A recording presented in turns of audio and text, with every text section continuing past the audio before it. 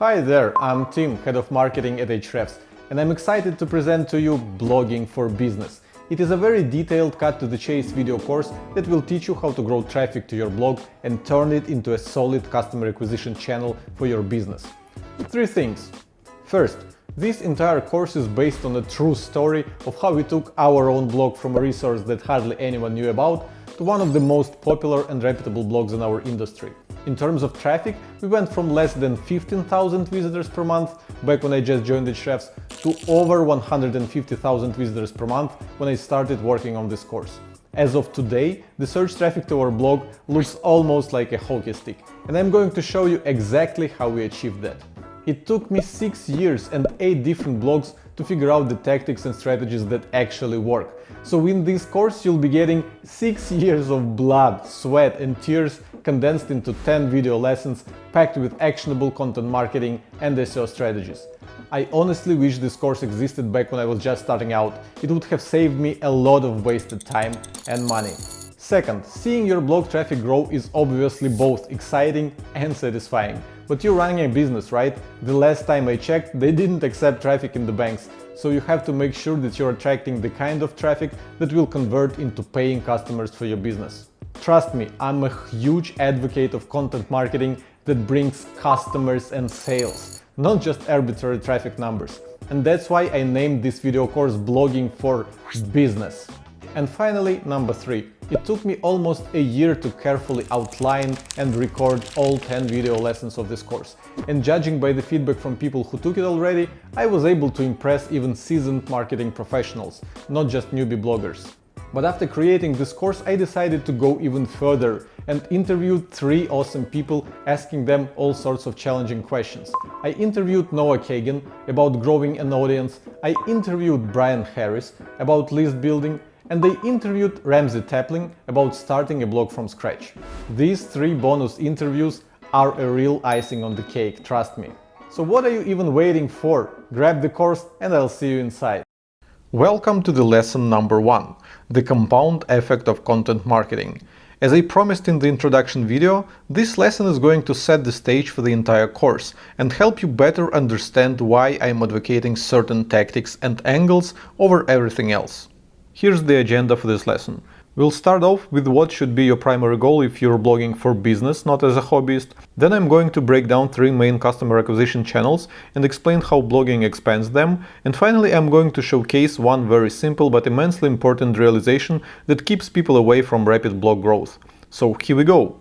Part 1. The primary goal of blogging for business. In about 2 years, we managed to grow Ahrefs blog from nearly 15,000 visits per month to 150,000 visits per month. Do you think this result is good or bad, considering that it took us nearly 2 years to achieve? Well, if you ask me, I don't really care about raw traffic numbers that much. Traffic is a vanity metric.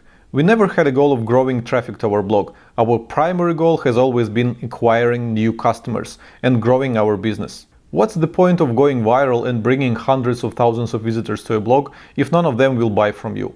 It may be good for your ego, but not for the bank account. So instead of trying to generate as much blog traffic as we could, we focused our efforts on bringing highly targeted visitors who would convert into customers and bring money to our business. I know that content marketing teams love to set themselves all sorts of nonsensical KPIs. Number of published articles per week, number of blog visitors per month, number of email subscribers per month. Well, if you ask me, these are all bad KPIs. They do make certain sense, of course, but they are secondary. Number of orders or sales per month, this is the primary KPI that you should care about in the first place. You should treat your blog as a customer acquisition channel, not a traffic acquisition channel. Unless, of course, you make money out of raw traffic, like selling banner ads, for example. In that case, more traffic will obviously bring more money. But this course won't teach you how to create a media empire and make money with advertising. I don't have any experience with that, so I'm not qualified to create a course about it. This course is about creating the blog that will drive customers to your business. This is what we have succeeded at with Ahrefs blog, and I'll be happy to share all our tactics and strategies with you. Part 2. 3 main customer acquisition channels. Let's take a moment to step back and look at the big picture. How do people discover products and services to buy online? First of all, nothing beats a recommendation from a friend or someone you respect. Great products generate a lot of buzz on social networks, and this drives sales like a charm. That's called word of mouth. Then there's search. Whenever you're facing a problem or have any kind of question, the first place you go to is Google. And if there's a product or service that can solve your problem, it is very likely that it will pop up in Google search results. And finally, advertising is a very old and proven way to get a product in front of prospective customers. We see hundreds, if not thousands, of ads every single day, which actually dilutes their ROI quite a bit, but this channel is still quite effective nevertheless. Okay, so do you even need a blog in order to tap into these three main customer acquisition channels? Well, not really. Let me explain it with a real example.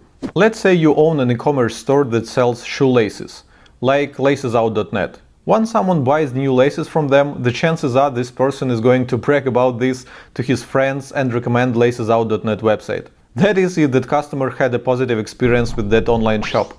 Pleasing your customers is all you need in order to generate the word of mouth. Now let's talk about search. If I plug lacesout.net website into Ahrefs Site Explorer tool, I will see that they rank in organic search results for quite a few keywords related to their products. They rank at position number 3 for the keyword sneaker laces, at position number 7 for the keyword laces, and at position number 5 for sneaker shoelaces, and a ton of other relevant keywords, of course. In other words, people who search in Google for shoelaces will inevitably discover lacesout.net, because it ranks quite well. And these people are the best customers you may hope for, because they express their direct intent when searching in Google for these things. So search as a customer acquisition channel seems to work very well for lacesout.net.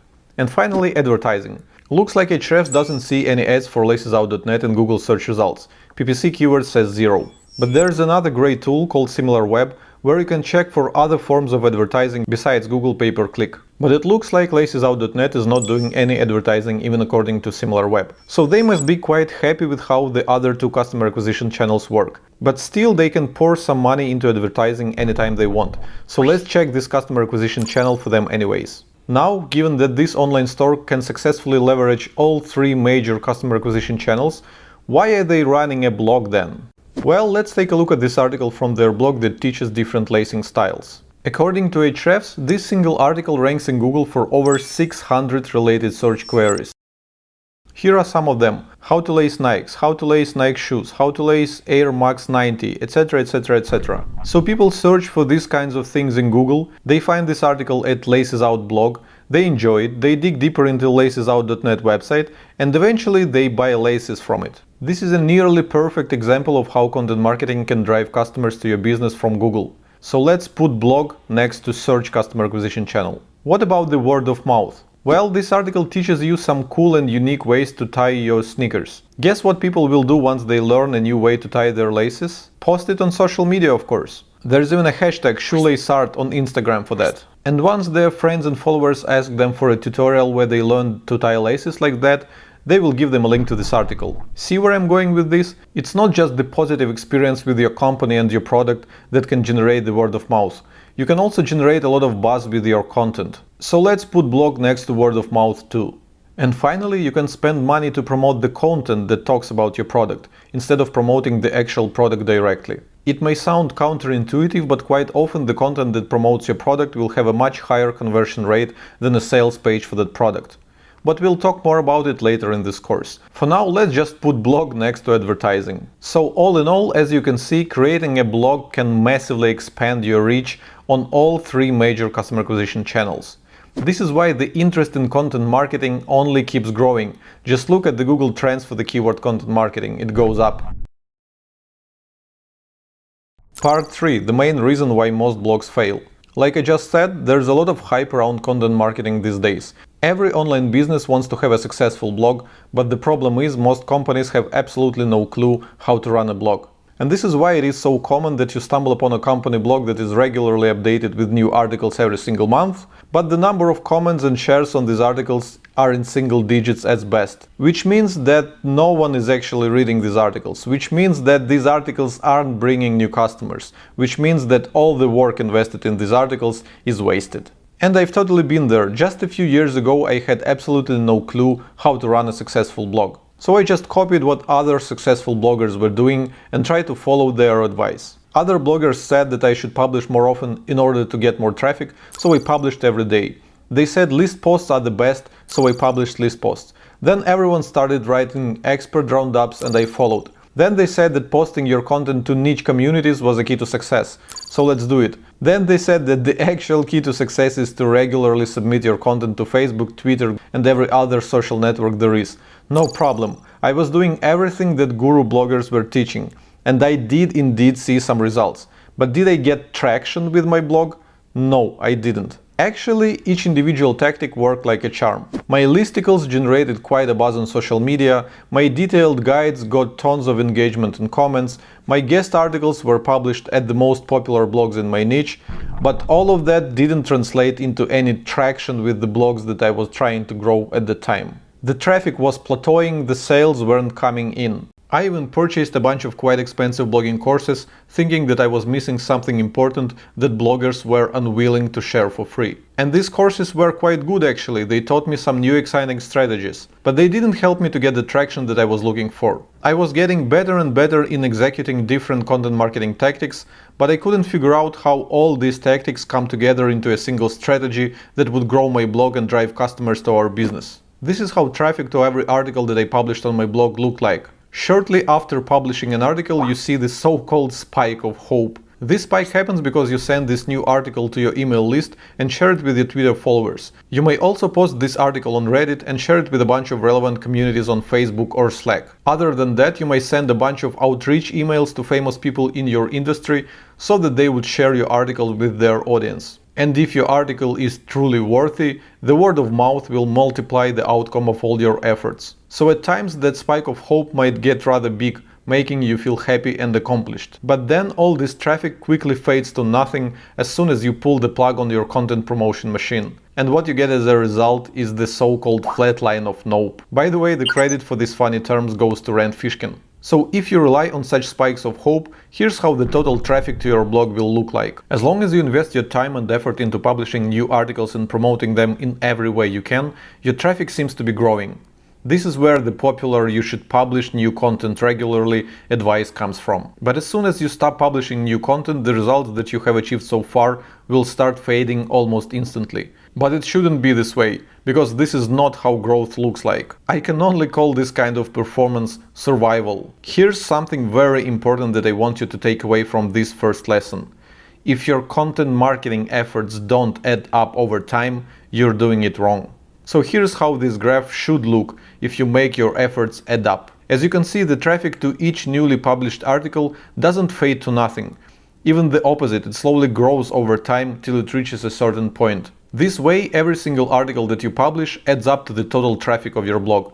So even if you stop publishing new articles for a while, all your progress won't immediately fade to nothing. It will stay exactly where you left it, or maybe even grow a bit on its own. This is called the compound effect of content marketing. It may sound super simple, and in fact it is, but somehow I was overlooking that simple principle for quite a few years, and I see way too many bloggers overlooking it today. This is why I wanted to make sure that you understand this general concept before we go deep into the actual blogging tactics and strategies. Because all of them will be focused on driving passive, consistent traffic to every article that you have on your blog, as opposed to teaching you how to get an immediate spike of traffic to your newly published article, which will soon fade to nothing. So let's go back to the Ahrefs blog, which I will often use as an example for many tactics and strategies in this course. 2 years ago, when I joined the team, they were publishing 2-3 articles per week, and the traffic didn't show any signs of growth. It was basically a flat line despite all the effort. Today, we publish 2-3 new articles per month, and our traffic is growing steadily and consistently, as you can tell. But most importantly, our blog is driving thousands of customers to our platform every single month. And the more we grow our blog traffic, the more customers we get from it. But we'll talk more about customer acquisition with content later in this course. For now, I just want to stress on the importance of making every article that you publish bring you consistent traffic every single month. Because growth happens when the traffic to your articles doesn't fade over time. Here's an example of such an article from the Ahrefs blog. This article was published back in 2016, and as you can see from our Google Analytics, there was a spike of hope right after publishing, but then the traffic didn't fade to nothing. It was actually growing slowly from month to month. And near the end you can see that we have relaunched this article and generated an even bigger spike of hope. But relaunching is something that I'm going to cover later in this course. So the main strategy behind growing Ahrefs blog from 15,000 to 150,000 visitors per month is in making every single article we publish perform exactly like this one. Passive, consistent traffic that doesn't fade over time is the key. Again, it may sound super simple and super obvious, but somehow most people only focus on making their spike of hope bigger and wonder why their traffic isn't growing over time despite all the hard work. So the rest of this course will be focused around a single goal: how to create articles that bring consistent targeted traffic that doesn't fade, and how to convert the traffic into leads and sales. If that sounds good, I'll see you in lesson number 2. Welcome to the lesson number 2. In this lesson we'll be discussing 2 major strategies of growing a blog with their pros and cons. I'm going to wrap up the big picture that I started painting in lesson number 1 and prepare you for the hacks and tactics that will follow. So here's the agenda for this lesson. We're going to start from studying the anatomy of the spike of hope, then I'm going to break down 2 major strategies of growing a blog and the challenges that they bring. Then I'm going to bust the "you should publish more often" myth once and for all. And finally, I'm going to say just a few words about the importance of converting random visitors of your blog into regular readers. So let's go! Part 1. The anatomy of the spike of hope. According to my observations, most bloggers have an unhealthy obsession about the spike of hope. It is just too satisfying and rewarding to watch your traffic go up pretty much the same day as you publish your new post. Instant gratification. Our brains are too addicted to it. But let's take a closer look at the so-called spike of hope. Where does this traffic come from? Well, what's the first thing you do after you publish a new article? You share it with your existing audience. You send an email to your email subscribers, you share the link on Facebook, Twitter, LinkedIn, and any other social network where you have some followers. In other words, you're asking your existing audience to come to your blog because you have something new for them. That's the first section in your spike of hope, and the size of this section is determined by the size of your existing audience, which means that if you're just starting out, this section would be quite tiny, if any at all. But most importantly, there are no new people in this group. Your email subscribers and social followers have discovered you long ago, so you're not reaching any new people by sending an email to your subscribers or tweet to your followers. This is quite important to understand. Okay, the next thing you do to bring more traffic to your newly published article is share it with a bunch of relevant communities that flourish on different platforms.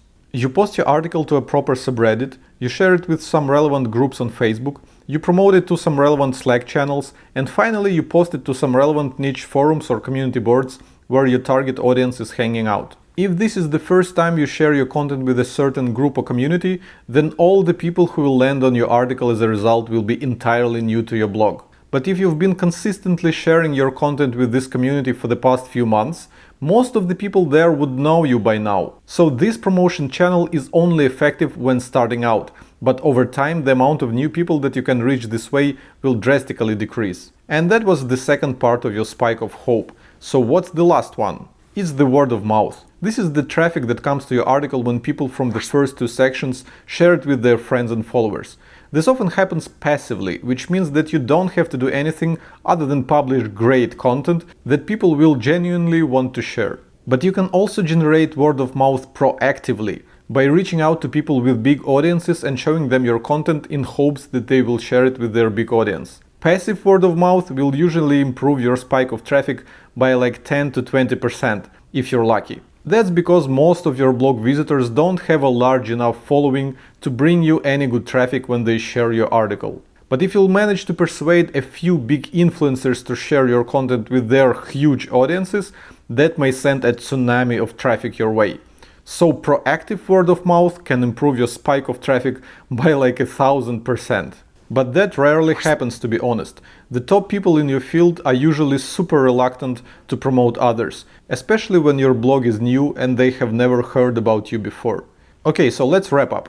Turns out that the sweet spike of traffic that you get immediately after publishing and promoting a new article will mostly consist of the people who have visited your blog before, which makes little sense. Because in order for your blog to grow, you have to be reaching new audiences all the time. And this is where the traffic from Google kicks in.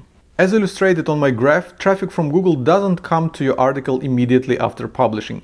It takes quite some time to build up. That is, if you invest in SEO, of course.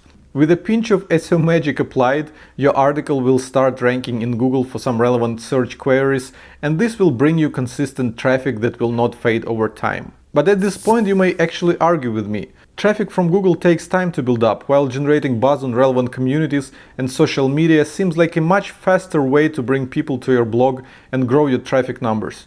But is that really so? Part 2. Two major strategies of growing a blog. So on one hand we have viral traffic, the one that comes as a result of generating buzz on relevant communities and reaching out to influencers asking for support. And on the other hand we have SEO traffic, the one that comes as a result of putting effort into making your content rank high in Google. So which strategy is easier and more effective? First of all, I have to mention that these are actually two extreme cases which in reality don't exist one without other. I mean, there's no way to consistently go viral and not get a single visitor from Google, as well as there's no way to pull massive traffic from Google and not have a single person share your content on Twitter or Facebook. But in order to prove my point, I will discuss them individually. So here are the main challenges associated with each strategy. If you want to grow your blog with viral traffic, you have to be really good at creating content that will resonate with your target audience. It should resonate with them so much that they won't be able to resist the urge to share it with others. That's the challenge number one. But virality doesn't happen out of nowhere. You need to get support from influential people in your industry who will promote your content to their huge audiences and kickstart the viral effect. Influential people are insanely hard to pitch, so that's the challenge number two. And finally, the goal of your blog is to consistently reach new people who will become your new customers. So if you rely on viral spikes of traffic, you'll have to regularly produce sticky viral content and regularly get support from industry influencers, because if you stop publishing, your traffic will fade. And that's the challenge number three. Now, what are the challenges of growing your blog with SEO traffic that comes from Google? Well, your content still needs to be awesome. It doesn't necessarily need to resonate with people that much, but it has to be insanely useful to them, which is still a challenge if you ask me. However, the real challenge is to get backlinks to your piece of content, because backlinks is one of the key things that push you up in Google search results. And building backlinks is something that most people struggle with. But here's something positive about SEO traffic. You don't have to publish regularly. That's because the traffic from Google doesn't fade over time, unless of course your competitors put enough work to outrank you. But I'm about to teach you how to make sure that it won't happen. So that is my rough comparison of two blog growth strategies. I'm sure you've noticed that I'm favoring SEO traffic over viral traffic. Well, the truth is, I don't have any truly viral articles in my own portfolio. But almost every single post that we publish at Ahrefs blog ranks on the front page of Google for its target keywords. And still, I do believe that viral traffic can be a worthwhile strategy for growing a blog. But for now, let me dive a bit deeper into viral versus SEO dilemma and explain where my strong bias towards the latter is coming from. First of all, most newbie bloggers have a wrong understanding of how viral traffic works. Here is the picture that they have in their head. You publish an article and tweet it to your followers. Some of them like it and tweet it to their followers. Some of their followers like it and tweet it to their followers. This goes on, and because of this snowball effect, your article goes viral and gets tons of traffic. Right? Wrong. A few years ago, guys from Pulsar studied how content goes viral by examining a bunch of real viral campaigns. And these are the visualizations that they have created with the data that they collected. What their study had shown is that content doesn't go viral in a way I just described. There's no such thing as a snowball effect. Even the opposite, viral content actually spreads in a decay. Let me explain. Content only goes viral if exposed to a super huge audience. In other words, someone with a huge Twitter following has to tweet your article so that thousands of his followers would retweet it to their followers. These two steps of the viral outburst bring the most traffic and visibility, and from there goes a rather quick decay in the amount of retweets and traffic. Back to these visualizations of real viral campaigns. You can clearly see the big hubs that started the chain reaction. But here's the thing, the fact that an influencer has tweeted something doesn't mean that all his followers will pick it up and retweet it. That is why the top 2 challenges of viral content that I've listed earlier are creating super sticky content that everyone would want to share with others and pitching the biggest influencers in your space to kickstart the viral effect. Both of these challenges are incredibly hard to crack, and that is why I'm not a fan of chasing viral content. Part 3. Busting the publish more often myth. That's probably my favorite part of this lesson. What I love the most about SEO traffic is that you don't have to publish a lot of content, but still can get tons of traffic every single month. If I put our blog URL into Ahrefs Content Explorer tool and pick the last 30 days, it will only show me 2 articles. But look at our traffic from Google for the past 30 days. It is growing quite consistently. That's because we don't have a nonsense goal to publish a certain amount of articles every week. Our goal is to create content around very specific keywords closely related to our business and make our content rank high in Google for these keywords so that it would bring us new customers. In fact, you can build your entire business around a single article.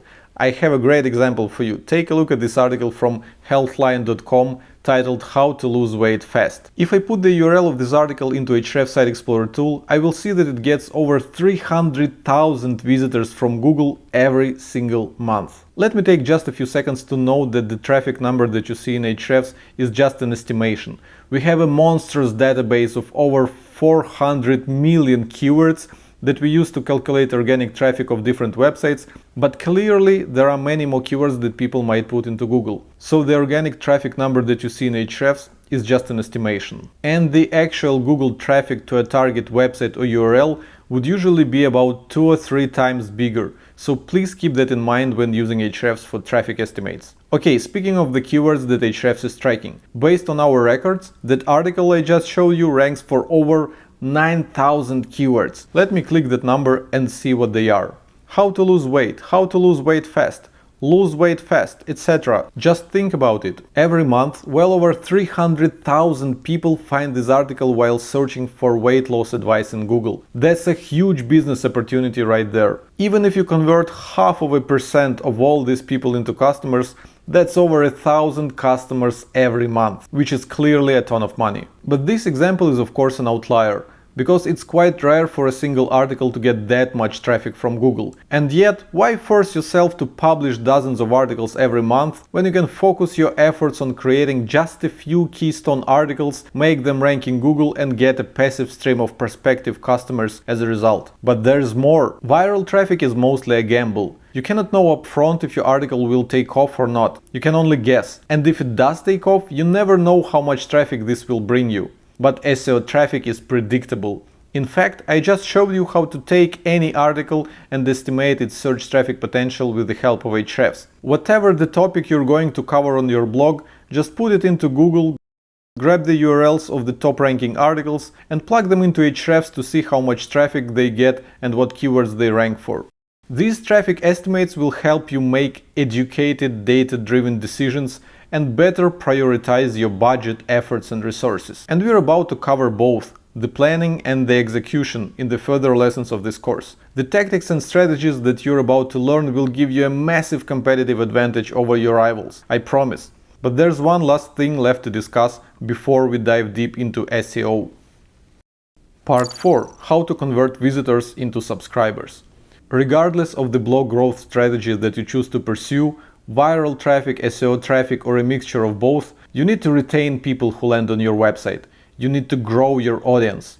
I'm sure you've heard it 1,000 times. You have to grow your email list, the money is in the list, start growing your email list yesterday.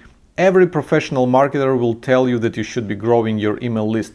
Just think about it. If you won't convert a first-time visitor of your blog into an email subscriber, the chances are you will never see them again. This means you won't be able to show them the next article that you publish. You won't be able to pitch them the next product you release. And as a result, this person won't spread the word about your new content and new products to their friends. In other words, your audience is one of your biggest assets. So the sooner you start building it, the better. There are a lot of tactics and strategies that can help you grow your audience. There are some technical tricks like pop-ups, slide-ins, welcome mats, hello bars, content upgrades, lead magnets, etc. And there are some psychological tricks like attractive characters, social proof, personal stories, building rapport, etc. I'm afraid I'm not going to teach you how to build your audience in this very course, because it will make it twice longer. But I have recorded a very insightful interview with someone who's exceptionally good at converting visitors into email subscribers and growing a loyal audience. So make sure to check out the bonus materials. You're going to enjoy it, I promise. And that's it for the lesson number 2. That was the big picture of growing a blog that I feel it is important to understand before you learn the actual tactics and strategies. Making your spike of hope bigger should not be your primary objective. Beating the flat line of nope should. And the best way to achieve that is by making your content rank well in Google, so that it would bring you consistent targeted traffic every single month. So that's it. The basic stuff is now over. Starting from the next lesson, I'm going to show you a lot of very specific and actionable strategies that will teach you how to get traffic from Google. We're going to kick off lesson number 3 with an upgrade of your keyword research skills. But don't worry, I'm not going to teach you the same keyword research tactics that everyone else teaches. I have quite a few very unique insights to share with you, which are based on my experience training writers for our own blog. Sounds good? Then I'll see you in lesson number 3. Welcome to the lesson number 3. In this lesson I'm going to show you how to analyze the full traffic potential and ranking difficulty of a keyword that you want to target with your article. Here's a quick agenda. I'll show you how to test your article ideas for the so-called search demand and how to determine their full traffic potential. The emphasis is on the word full. Then I'll give you a few simple tips on choosing the best keyword to target. And finally, we're going to talk about analyzing your chances to rank in Google and the keyword difficulty metric that we have in Ahrefs. And just in case you're entirely new to SEO and this is the first time you hear about the practice of keyword research, worry not. I tried to make this lesson very newbie friendly, even though there will be quite a few rather advanced tricks in it. So let's go. Part 1. How to test your article ideas for search demand. Can you guess what is the biggest mistake that newbie bloggers make? They write articles about things that no one is searching for in Google. And actually, newbie bloggers are not the only ones guilty of that mistake. I see a lot of professional bloggers failing into the trap too. Let me explain it with a short story that happened recently. I get a lot of emails from Ahrefs customers asking me for SEO advice. And one day I got an email from a lady who was a fantasy fiction writer. She had published a few fantasy fiction books on Amazon, but she wasn't getting any sales. So she started a blog in order to get some traffic, build an audience of fantasy fiction lovers, and sell her own books to them. She was publishing new articles quite regularly for almost a year, but her blog wasn't getting any traffic, her audience wasn't growing, and as a result she wasn't making any sales of her self-published books. So I opened her blog to see what kind of articles she was publishing there, and these were basically short fantasy fiction stories or chapters from her upcoming books. I mean, the titles of her articles looked kind of like this: My new short story, 2 paladins and 1 sword, chapter number 12 from my upcoming book, The Progress on my Flower of Ice and Fire book. These titles immediately explained why her blog wasn't getting any traffic and why her audience wasn't growing. As discussed in the first 2 lessons of this course, Google is the single best way to get a consistent flow of new readers to your blog. But how can you get visitors from Google when no one is searching for what you're writing about? I mean, people don't even know that this lady exists in the first place. How can they be searching for her articles in Google? That said, the main reason she was struggling to get traffic to her blog was lack of search demand for the things that she was writing about. So does this mean that blogging is a bad customer acquisition channel if you're a book author? Of course not. You just have to blog about things that your potential readers are actually searching for in Google, so that they could find your articles and become regular readers of your blog and eventually buy from you. Which was my advice to her almost word for word. So, what do readers of fantasy fiction books search for in Google? After brainstorming for a few minutes and doing a simple keyword research exercise that I'll show you a bit later, I found a few cool keywords that she could cover on her blog. Books like Harry Potter, books like The Hobbit, books like Lord of the Rings, authors like Terry Pratchett. According to Ahrefs Keywords Explorer, each of these keywords has some nice monthly search volume, and books like Harry Potter is the most popular search query among them. People search for it 3,700 times every single month in the US alone, and the global search volume across all countries is 7,000 searches per month. So by targeting these search queries with her blog posts, she was almost guaranteed to get a lot of highly targeted visitors to her blog. And because these searches clearly indicate that people are looking for book recommendations and therefore willing to buy, she could easily squeeze recommendations of her own books into her articles and make some sales this way. So I hope my point is clear.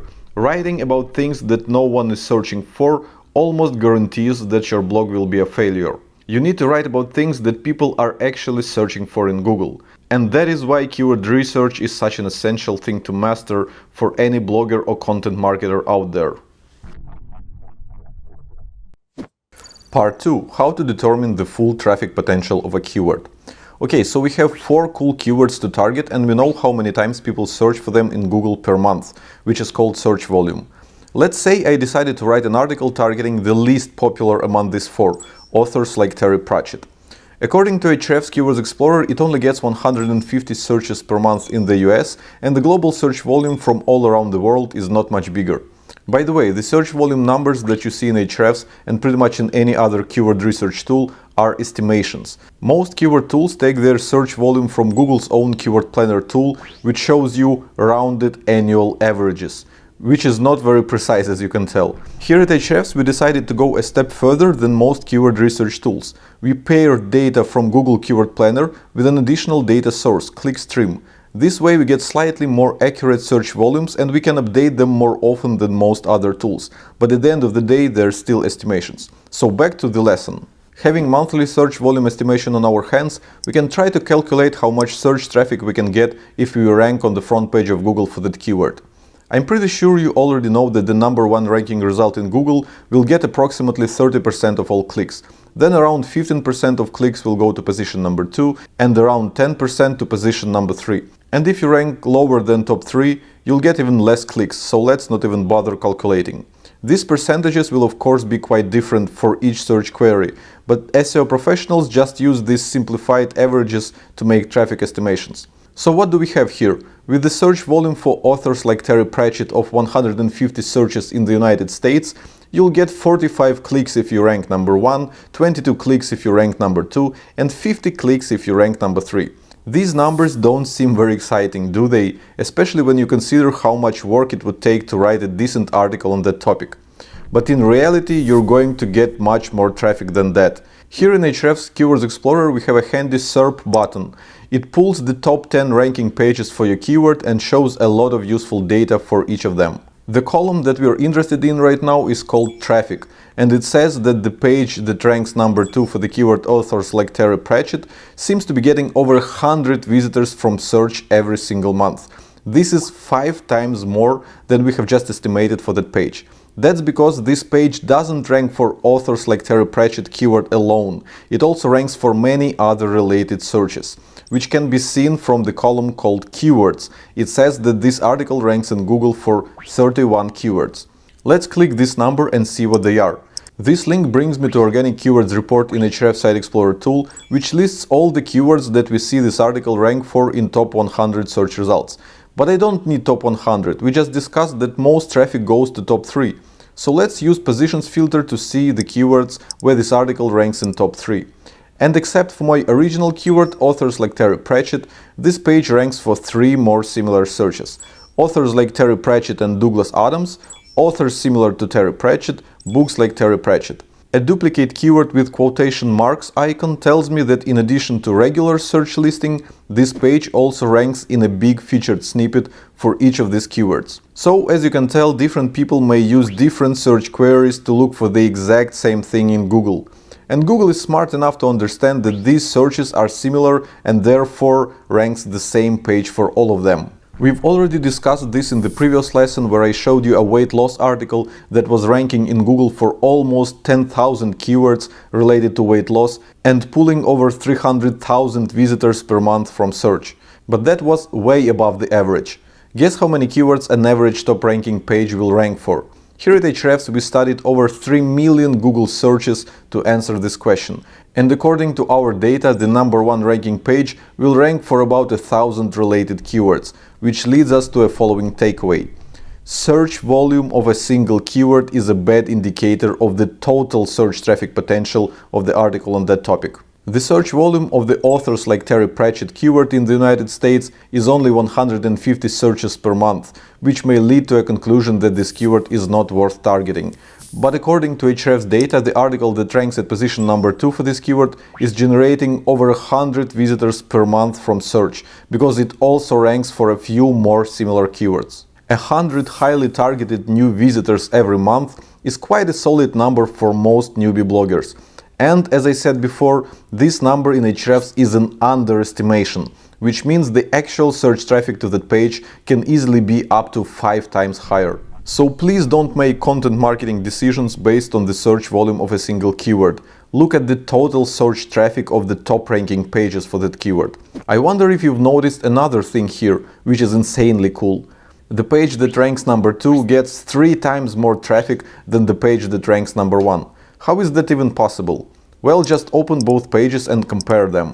The top ranking page is a simple list of book authors with no extra details about them. But the page that ranks #2 is a public discussion on a forum where people are sharing their recommendations with some reasoning behind them, which results in more content for Google to process. In other words, a better, deeper coverage of a topic will often lead to ranking in Google for more related keywords and therefore getting more search traffic in total. But we'll talk more about it later in this course. Part 3. How to find the best keyword to target. Here's that simple keyword research exercise that I promised to show you, the one that helped me find these 4 cool keywords that we were discussing just now. I told you that I found them by putting myself in the shoes of people who love reading fantasy fiction books and just guessing what kind of things they might be searching for in Google. But the search queries that I originally brainstormed were actually a bit different. What are the books similar to Harry Potter, fantasy books like The Hobbit, books similar to The Lord of the Rings, what authors write in the style of Terry Pratchett? And according to Ahrefs Keywords Explorer, none of them has any decent monthly search volume. But I don't care about the search volume of these queries. We already know that there are hundreds of ways to Google for the exact same thing. That's why I always look at the search results for each of these search queries and see how much traffic the top ranking pages get in total. So by clicking on the SERP dropdown, I can see that the page that ranks #1 for books similar to The Lord of the Rings search query gets almost 500 visits per month, and that is in the US alone. The total search traffic to this page across all countries is almost 1,000 visits per month. So clearly this topic has some decent search traffic potential, even though my original search query had almost no search demand. And if I want to get all this search traffic to my own site, I will have to write an article that would be quite similar to this top ranking one. So let's see what else we can learn about this #1 ranking page. Did you notice the column called top keyword? It shows me a search query that is slightly different from my original one, but it has a profoundly bigger search volume. Where does this top keyword come from? As you can see, this article ranks for almost 900 different keywords, and the top keyword that we feature here is the one that brings the most traffic to this article. Which makes it safe to assume that the most popular search query that people use to search for book recommendations similar to Lord of the Rings is exactly this one. And it would also be safe to assume that if your article will rank high for this top keyword, it will also rank for all other longer tail keywords that basically mean the same thing. Because this is exactly what we see happening here with this top ranking article that ranks for almost 1,000 search queries. So if I were to write an article on this topic, I would not target my original search query and title my article something like 10 awesome books similar to The Lord of the Rings, because it doesn't represent the most popular search query that people put into Google. I would instead target the search query with the biggest search volume and title my article 10 awesome books like The Lord of the Rings. This is how you find the most commonly used search query for whatever topic you want to write about. So please pause this video and try this little exercise. Step 1. Put yourself in the shoes of your potential customers and think about the things that they might be searching for in Google. Word these search queries in any way that makes sense to you and put them into Ahrefs Keywords Explorer tool as is. Step 2. Explore the search results for each of your search queries and see how much search traffic they get in total. Step 3. Look at the top keyword that brings the most search traffic to each of these pages and notice how different it is to your original search query and if it has a vastly bigger search volume. Step 4. Note down the articles with the highest search traffic along with their top keyword. And that is exactly how I create my lists of content ideas. I have the top keyword, which describes the topic that needs to be covered, along with this monthly search volume, and I have the URLs of a few top-ranking articles that get the most search traffic for the topic. And the next thing I want to know is how difficult it would be to outrank these articles and get all this traffic to myself. Part 4. How to determine your chances to rank in Google. As you can tell, analyzing the search traffic potential of your article idea is a very simple and straightforward process. A much bigger challenge is to determine your chances to outrank the existing articles with your own one and get all this traffic to yourself. The truth be told, no one really knows for sure how exactly Google ranks pages in their search results. Google is using hundreds of different ranking factors and they are mixing them depending on the search query. A lot of people who are new to SEO are often looking for some magic tool that will give them very specific recommendations on what they need to do in order to rank number one. Or even better, a magic tool that will do it for them.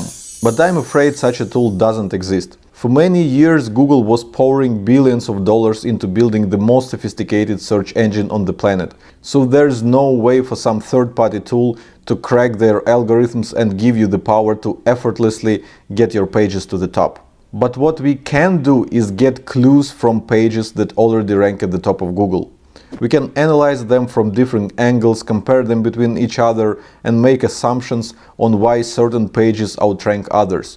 And there are only two sources of information for us. It is the page itself and links to that page from other websites. I'm going to cover the on-page factors later in this course, so for now let's assume that all the top 10 ranking pages for your desired keyword are equally awesome, and your own page is no exception.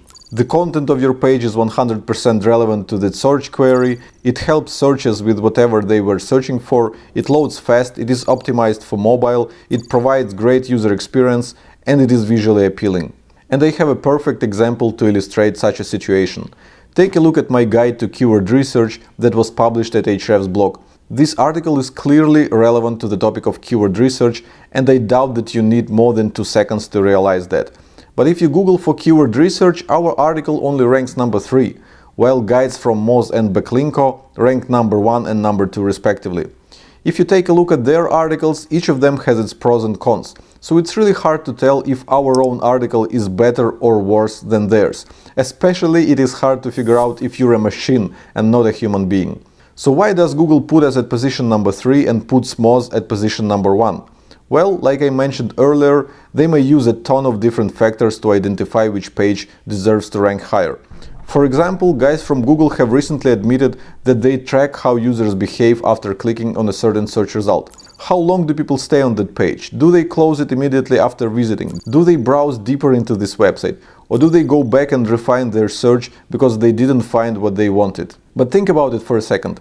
In order for Google to measure how people behave after clicking on your page in the search results, that page should somehow rank in the top 10 search results in the first place. So how do you get in the top 10?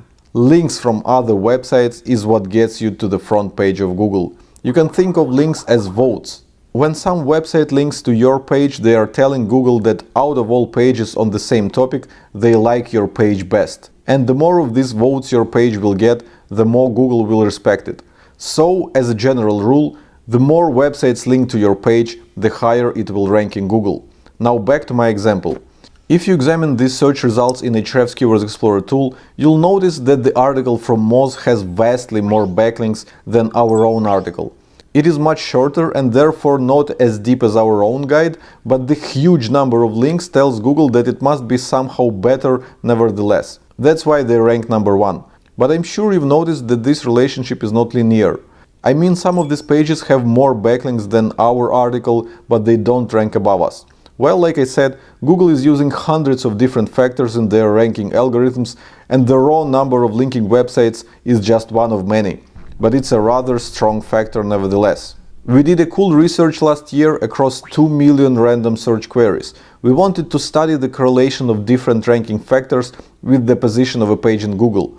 And out of all ranking factors that we have studied, backlink factors had the strongest correlation with Google ranking. Correlation is not causation, of course, but any SEO professional knows that links are uber important for SEO.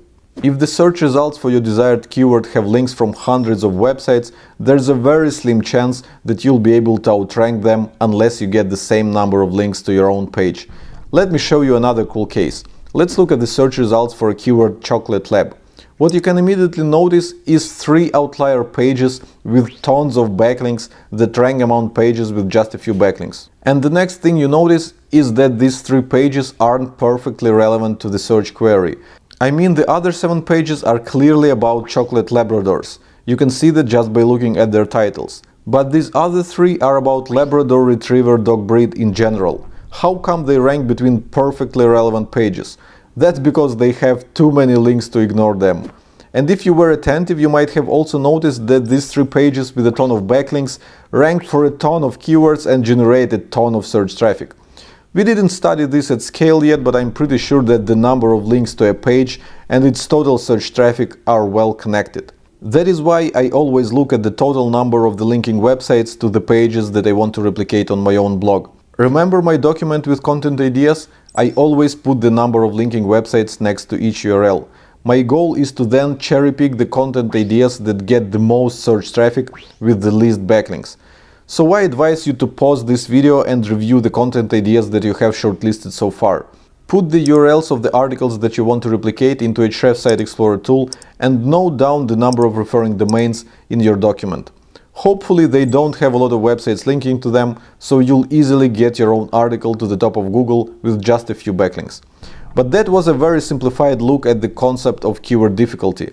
If you want to dive deeper, I have published a cool article at Ahrefs blog titled How to Gauge Keyword Difficulty and Find the Easiest Keywords to Rank For, which I highly recommend you to read. And before we wrap up this lesson, there's just one last thing left to discuss. Part 5. How to use keyword difficulty metric in Ahrefs. I guess you noticed that we have a metric called keyword difficulty, or KD, in Ahrefs. Remember I was talking about the magic tool that would solve all your ranking problems? Well, a lot of people feel exactly this way when they first see our keyword difficulty metric, and then get rather disappointed when it doesn't live up to their expectations. All because there's nothing magical about this metric. It is simply a proxy to an average number of linking websites among the top 10 search results for your keyword. Remember I told you that links will help you to get into top 10, and once you're there a lot of additional ranking factors will kick in? Well, that is why the hint below the keyword difficulty number says you'll need backlinks from approximately X websites to rank in top 10 for this keyword. See, we don't promise that you'll rank number 1, and we put a tilde in front of the number of linking websites, so that to let you know that it is an approximation. And my recent example with search results for Chocolate Lab is a great illustration on why you cannot blindly rely on this approximation. 6 of the top ranking pages actually have less than 10 backlinks, but keyword difficulty score says you'll need 38. That's because the other 3 outliers skew the average to a bigger number. And yet, keyword difficulty is insanely useful when you need to narrow down a huge list of keyword ideas to those where you don't need a lot of backlinks to rank, because reviewing the top 10 search results for a few thousands of keywords will take you ages. And to make a final decision on a keyword, you should always review the top ranking pages. There's no way around it. Please also keep in mind that our keyword difficulty score is not linear. Keyword difficulty 10 means you'll need backlinks from approximately 10 websites in order to rank on the front page of Google, while KD 70 means that you'll need links from 202 websites, and KD 90 means that you'll need links from 756 websites. It's up to you to decide which score is easy and which is difficult. But our customers kept asking us this question, so we had to define 4 ranges to make it a bit easier for them. So KD below 10 is considered easy, because almost anyone can get links from up to 10 websites. From 10 to 30 we have medium difficulty, because getting up to 36 websites linked to you is quite a challenge. Anything about 30 we consider hard for obvious reasons, and anything about 70 is super hard, because only a few websites are able to generate that many backlinks to their pages. So how many backlinks do you think you can get with your own blog? We have a report in Ahrefs Site Explorer tool that may help you to figure this out. Let me plug the URL of Ahrefs blog and go to a report called Best by Links. Here I can see our best performing articles by the number of websites linking to them. And it looks like our best articles have from 100 and up to 350 referring domains, which according to our keyword difficulty scale means that we can target keywords with keyword difficulty up to 80. And anything above that would be quite challenging for us. So pause this video and plug your own blog into Ahrefs Site Explorer to see how many backlinks your best articles have. And by the way, you might be wondering where we get these numbers of backlinks and if you can trust this data. I'm glad you asked, because it is our favorite thing to brag about. Ahrefs bots have to crawl the entire internet to collect this information, which is pretty hard to do, to be honest. As of today, we crawl 4.1 million pages every minute. And according to a third-party study, Ahrefs bot is the second most active after Google. In other words, you can trust our backlink data. And that wraps up lesson number 3. I hope you've learned a lot about analyzing keywords for traffic potential and ranking difficulty. So it's about time I show you 4 sources of content ideas that will help you fill your content calendar for a full year ahead. Sounds good? Then I'll see you in lesson number 4. Welcome to the lesson number 4. In this lesson, I'm going to solve the common struggle of finding great content ideas for your blog so that you will never have to worry about it again. So here's the agenda for this lesson. I have 4 sources of great content ideas for you. These 4 will be enough to fill your content calendar for a full year ahead, I promise. And then we'll talk about prioritizing your list of content ideas and decide which of them will have the highest impact on your business. So let's go! Part 1. How to discover great content ideas by studying your niche.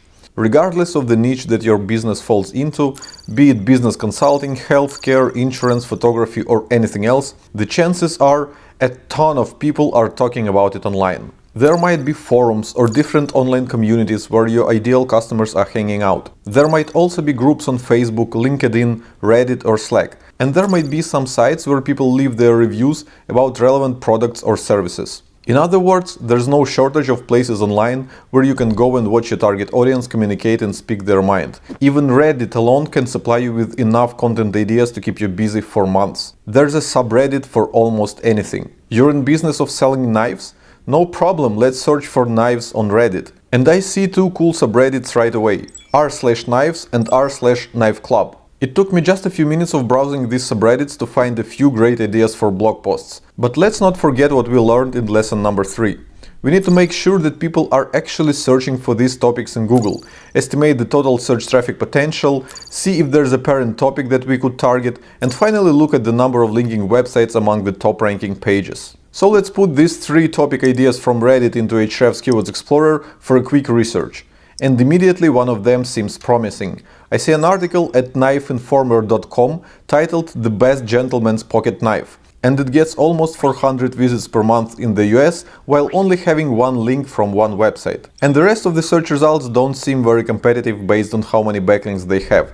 How cool is that? It took me just a few minutes to find an awesome article idea that has quite decent traffic potential and a tiny amount of links. Guess how many content ideas you will find if you browse Reddit for like 2 hours? And Reddit is just one of the wide variety of places around the web where you can go and study what your target audience is talking about. In fact, amazing content ideas can come from almost any source that is somehow related to your business. This one time I was browsing the bookstore in the airport while waiting for my flight and saw a magazine which had a title "Too Good to Ignore It: How to Set Up Online Business". So I immediately bought it. Not because I was hoping to learn anything new from it, but because this was the magazine that my target audience was reading, and therefore it could help me understand them better. This is how this magazine ended up on my work desk, and I was browsing it whenever I wanted to procrastinate for a while. That's how I stumbled upon this article: "Search Engines: How to Get Listed". Seriously?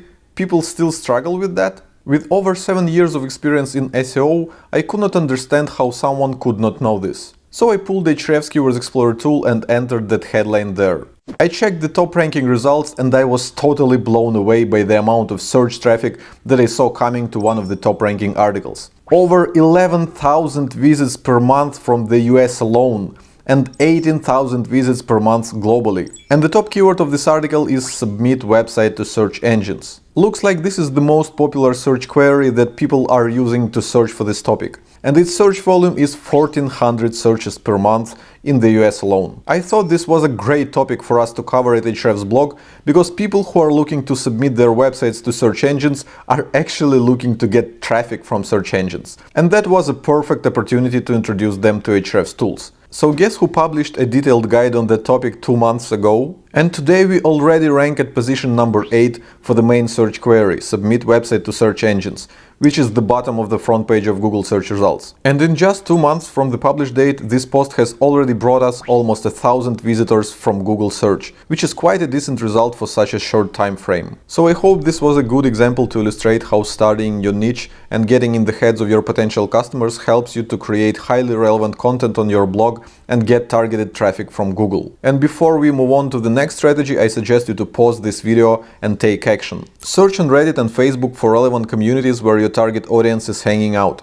Spend at least 10 minutes browsing each of these communities and look for things that bother people the most and the language that they use to describe them. Whenever something strikes you as a great idea for an article on your blog, don't forget what you've learned in the previous lesson and test this content idea for search traffic potential and ranking difficulty. Try to find at least 3 cool article ideas before you move on to the next strategy that I'm about to show you. And just in case you need more guidance in researching your niche and getting into the heads of your potential customers, we have a great article at Ahrefs blog just about that.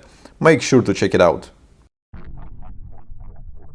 Part 2. How to generate keyword ideas using keyword research tools. There are quite a few awesome tools that help you study what people are searching for in Google. Let me cover a few of the most popular keyword research tools and explain how they work. So there's this tool called Answer the Public, which is quite popular among SEOs and content marketers, probably because of this highly charismatic dude on their homepage. No, I'm just kidding, that's a really neat free tool, seriously.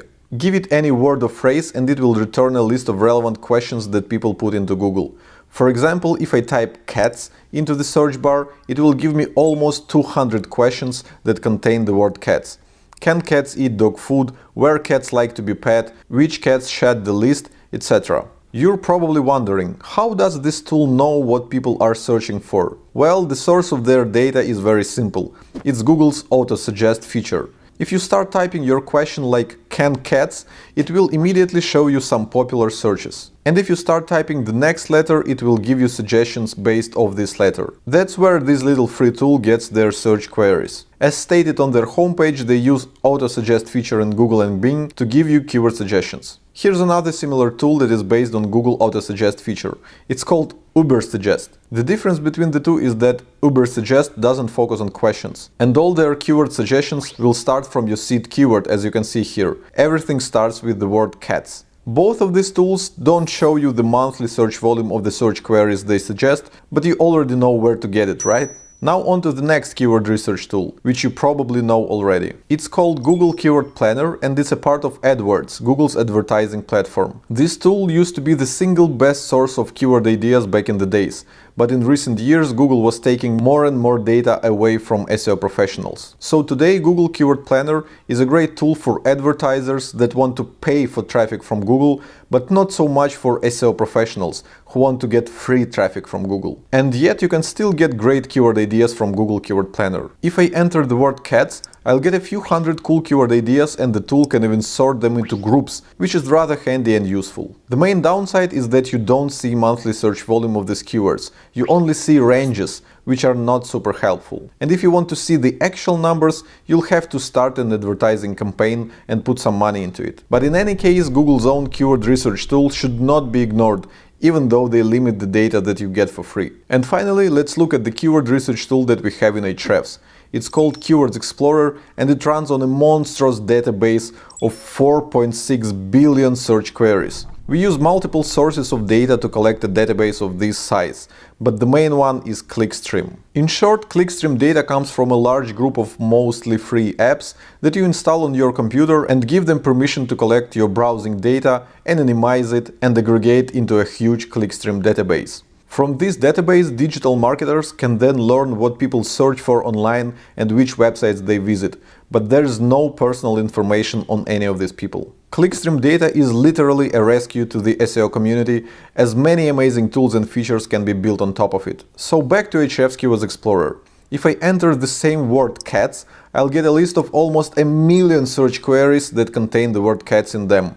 I guess when you compare this number of keyword suggestions to the number of keyword ideas in Google Keyword Planner, you'll see why SEO professionals are so mad at Google, right? But what do you do with a list of almost 1 million search queries? Well, remember the previous lesson where we talked about keyword difficulty? I said it's a great way to narrow down a huge list of keyword ideas to those where you don't need any backlinks to rank. So let's put 0 in KD filter and see what we'll get. When do cats stop growing? Can cats eat bread? Do male cats have nipples? These search queries could easily be answered with awesome blog articles. If I open the search results for "Can cats eat bread" search query, I'll see that most of the top ranking articles get a few hundred monthly visits from search with almost no backlinks, which looks like a great opportunity to me. And that was a quick overview of how to use keyword research tools to get a ton of great keyword ideas to target on your blog. Just feed these tools with words and phrases related to your niche and examine the output. And don't forget what we've learned in lesson number 3.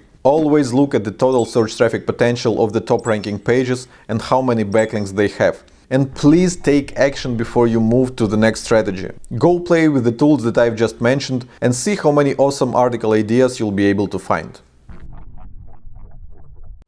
Part 3. How to find keywords that your competitors are ranking for. He who wrestles with us strengthens our nerves and sharpens our skill. Our antagonist is our helper. Edmund Burke. This quote perfectly applies to content marketing and blogging. We can study our competitors, pinpoint their best performing content and beat them at it. But first you need to know who you're up against. You might already know which websites you're competing with in Google search results. But in case you don't, just put the keywords found in the previous exercise into Google and see who ranks there. Those are your competitors. Let's try that with one of the keywords we've discovered earlier. Can cats eat dog food? When browsing Google search results for that keyword, I see a cool website that catches my attention. The website name is way too awesome to ignore it. lovemeow.com.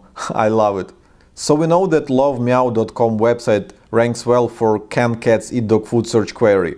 Wouldn't it be awesome to know all other search queries that it ranks for? Because we have a tool for that in Ahrefs. Let's put lovemeow.com into Ahrefs Site Explorer and go to a report called Organic Keywords. Here I can see all the search queries that the target website or article ranks for. That is very cool, but not very actionable, to be honest. That's why I prefer the report called Top Pages. It groups all these keywords that a website is ranking for by their ranking page. So I can easily see which articles bring the most search traffic to this blog. The top performing article at lovemeow.com blog is titled "Why Does My Cat Stick His Tongue Out?" And it brings almost 900 visitors from the United States alone, and the total search traffic is 1200. So how cool is that? Usually when people see this feature for the first time, they are totally blown away by the amount of value they can get from it. In just a few seconds you can see all the best performing pages of any competitor, and there's also a column with the number of referring domains to each of these pages. So all you need to do from here is cherry pick the pages that bring them the most traffic while having the least amount of websites linking to them. And once you're done with the first competitor, you can click on Competing Domains report and see which other websites are ranking for the same search queries as this competitor. Here's the cool one I see right away, catster.com. Let's browse their top pages. Looks like their articles get vastly more search traffic than what we've seen at lovemeow.com. And some of them have less than 10 referring domains, which means they should be fairly easy to outrank.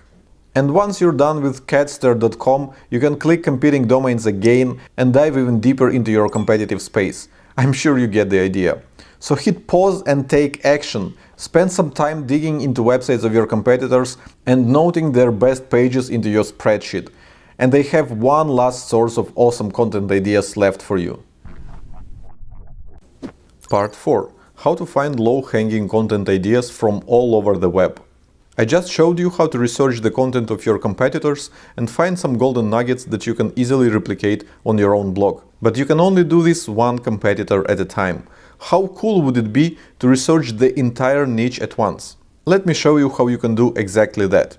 We have a tool called Content Explorer. which is basically a database of 846 million pieces of content that Ahrefs crawler has collected from all around the web. And I can enter any word into the search bar and find all pieces of content that mention this word in their content, title, or both. Let's continue with the word cats as our example. I want to find all pages from all around the web that have the word cats in their title, which results in over 1 million pages. Now let's see how many of these pages get over 1,000 visits per month from Google. We have a filter for that here. And now we're down to slightly over 2,000 pages that generate over 1,000 monthly visits from Google. That's roughly 0.1% of all pages that mention the word cats in their title, which says a lot about how most of the published content performs, right? But how many of these pages generate their search traffic with no backlinks pointing at them? We have a filter for that too. It's called referring domains. Let's put 0 into it. And now I'm down to 63 pages only. Let's sort them by the amount of search traffic to see the best ones on top. And if I scroll down a bit, I'll see an awesome article, The Best Flea Treatment for Cats for 2017. It gets almost 5,000 visits per month from Google while having 0 backlinks. What an amazing opportunity. I can also click the details button and see which keywords bring search traffic to this article. Looks like it ranks really high for things like best flea treatment for cats, best flea medicine for cats, flea treatment for cats and such. That's an amazing content opportunity that took me less than a minute to discover. Here are a few more great articles from that list.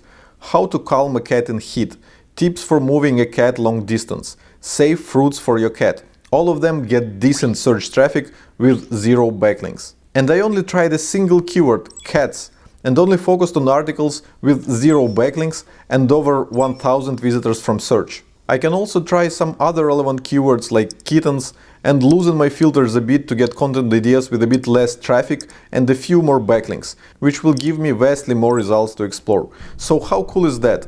As you can tell, Content Explorer tool is a unique and insanely valuable tool because it allows you to filter through almost the entire internet of content and find what brings the most search traffic with the least amount of backlinks. When I shared this trick with our Facebook community, people were totally blown away and immediately used it to find great content ideas for their sites. So hit pause and try this yourself. I'm sure you will find something cool for your own blog too. And one last thing I have to mention is your website's domain rating, which represents the strength of the overall backlink profile of your website. As a general rule, it can be challenging to outrank websites that have high domain rating. For example, here you can see an article from Huffington Post that is titled The Top 100 Most Adorable and Cute Cat Names. It has 0 referring domains, but the domain rating of huffingtonpost.com is 80, which is very high. So if the domain rating of your own website is much smaller than that, like 60 or below, it is unlikely that your article will outrank huffingtonpost.com. I mean, if both articles have 0 backlinks, it is obvious that Google will pick the one that was published on a stronger website. But if you build a bunch of quality backlinks to your own article, you do have a chance to outrank even high DR domains. Please also note that the numbers that you see in Content Explorer are cached. I mean, there's a small discrepancy in backlink and traffic numbers for the same article in Site Explorer and Content Explorer, but that discrepancy shouldn't be too big as we update all numbers quite regularly. And this wraps up the 4 strategies that will supply you with an almost never-ending source of great content ideas. And now it's time to prioritize these ideas in your content calendar. Part 5. How to prioritize your list of content ideas. If you were taking action while watching this lesson, I'm sure your spreadsheet of content ideas is full of golden nuggets, which should feel quite satisfying already. But how do you decide which of them you should tackle first? Well, in the early lessons of this course, I promised that we're going to focus on the business value of blogging. What's the point of investing your time and resources to bring people to your website if these people won't buy from you? So we need to add one more column to our spreadsheet and name it Business Value. To fill a cell in this column, you'll need to ask yourself, what are the chances that a person looking for that thing in Google and reading my article on the topic would become my customer? I usually give my content ideas a score from 0 to 3, where 3 means that my product or service is an absolutely irreplaceable solution for a target search query, which leads to an easy sell. 2 means that my business will help people with what they're searching for, but it's not essential in solving their search query. 1 means that my business can only be mentioned in passing because the search query is only slightly related to what I sell, and 0 means that there's not even a chance to squeeze a single mention of my business into the article. Early in this course I told you that with Ahrefs blog we never had a goal to grow monthly amount of traffic. We wanted to make our blog a customer acquisition channel and grow the monthly number of leads that it generates. That's why we often had to ignore topics with huge traffic potential in favor of topics with huge business potential. Let me explain that with a very vivid example. Most likely you've heard about HubSpot. They are one of the biggest brands in digital marketing software field. They have 1,800 employees and a huge content marketing team that runs their blog. According to Ahrefs, HubSpot blog gets almost 2 million visits per month from Google, which is an absolutely staggering number. So let's look at their best performing articles using the top pages report in Ahrefs. And here's their best article. It brings them almost 80,000 visitors per month in the US alone and accounts for 8% of their entire blog traffic. How to make an animated GIF in Photoshop. Yeah, it's not a mistake. Their best performing article is a tutorial on making a GIF image. Does this article grow their business? Well, the product that HubSpot sells can be described as a marketing CRM. And if you ask me, the road of someone looking for tutorial on making a GIF image to becoming a paid user of a marketing CRM is kind of a maze. I mean, people who are searching Google for how to make a GIF are clearly not their dream customers. So this content idea would get a business potential score of 0 from me. Now let's examine our own blog and see if we practice what we preach. Here are the articles that bring the most search traffic to Ahrefs blog. Keyword research, top Google searches, website traffic, SEO tips, SEO audit, etc. Obviously, these articles are nowhere near how to make a GIF guide in terms of traffic numbers, but they convert readers into customers of Ahrefs very well. Here's a tweet from last week to prove it. This guy took Ahrefs free trial after reading our guide to long-tail keywords, and a few weeks later he tweeted that he became our paid customer.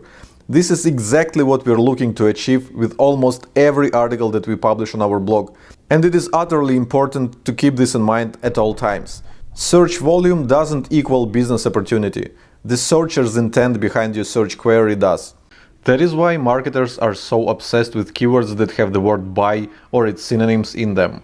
Best place to buy DSLR camera, hire a business coach, rent an apartment in London. These searches clearly indicate that the person behind them is one step away from pulling money from their wallet. But in all honesty, you should not ignore their generic versions with much higher search volume just because the search traffic coming from them would be harder to convert into customers. Especially if you have some experience writing good sales copy and persuading people to buy what you sell. A person searching for business coach might not be ready to hire one right away, but it is your article that could persuade them to do so. So if the more specific search query with a clear buying intent gets a business value of 3, the generic one would still get 2 from me. All you need to do is just stay reasonable with your business value scores and don't fall for writing guides on how to create a GIF image, unless of course you sell some kind of software for creating GIFs. And that's the end of lesson number 4.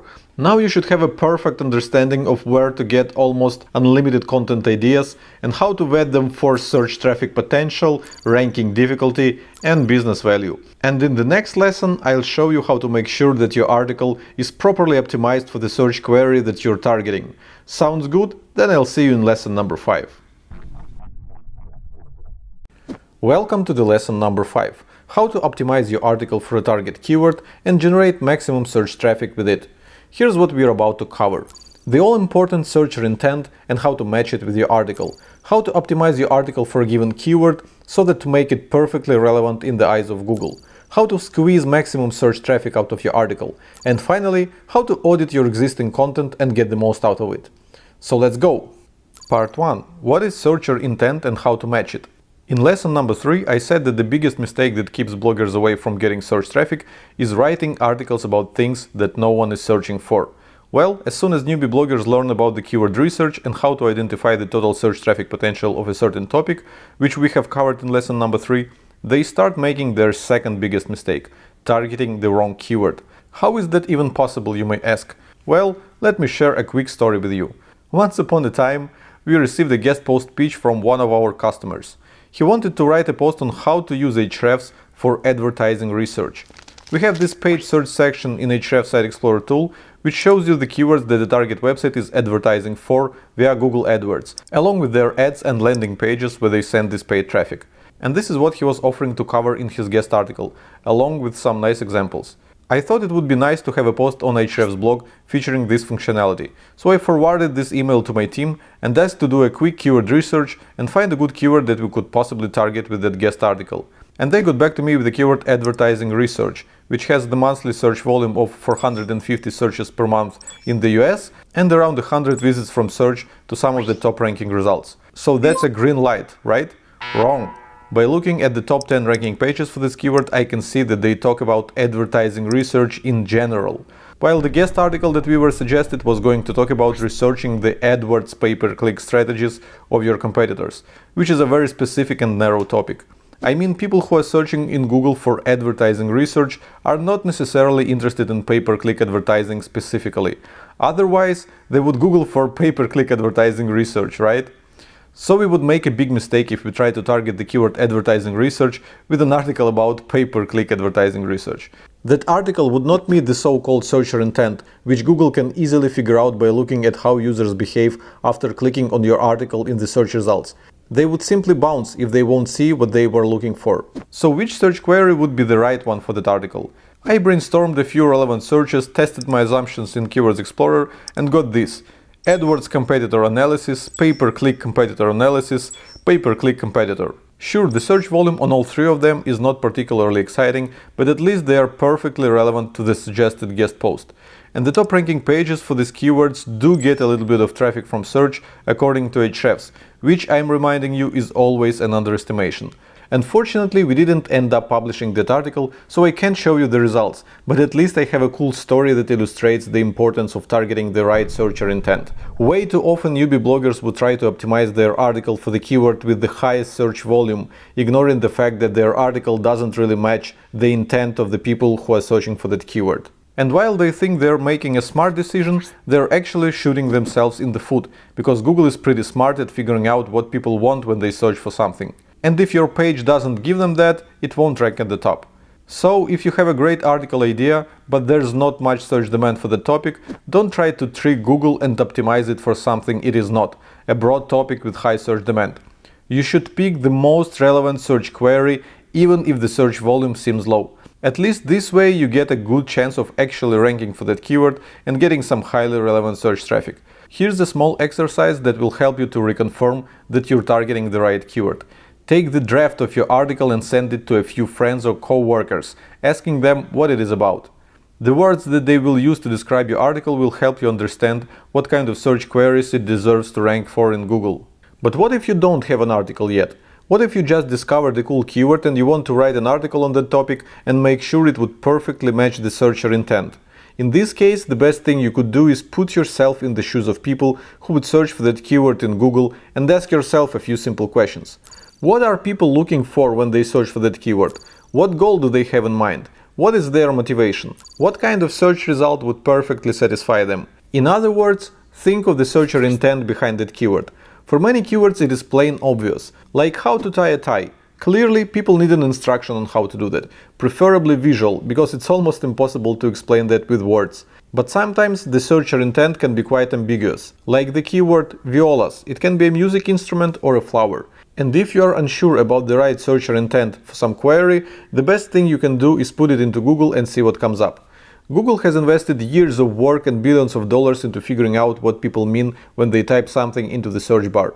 And they are actually quite good at it. For how to tie a tie, they suggest a short video clip, because their data and user behavior signals showed that this is what the vast majority of searches want. And for violas, Google gives a mix of search results, some about the musical instrument and some about the flower. This means that the searcher intent for that keyword is actually twofold, and there's nothing you could do about it. So that is searcher intent in a nutshell. It really boils down to putting yourself in the shoes of searchers and using logic to understand what would satisfy them. Make sure you always check the search results for the keyword that you decide to target.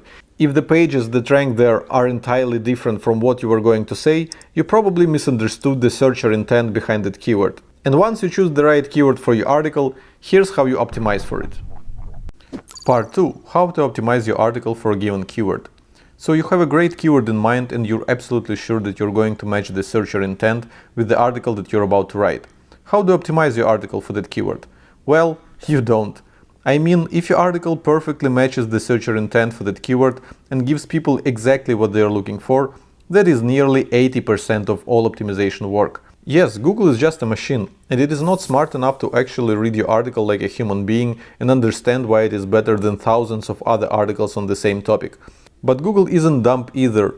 Squeezing your target keyword into your article more frequently than your competitors was a good way to trick Google 10 years ago, but not so much today. Let's examine the search results for the keyword "How to learn SEO." Our article ranks at position number 5, if we count the featured snippet and the people also ask box. How many times do you think we use the phrase "how to learn SEO" in that article? Once, only in the headline.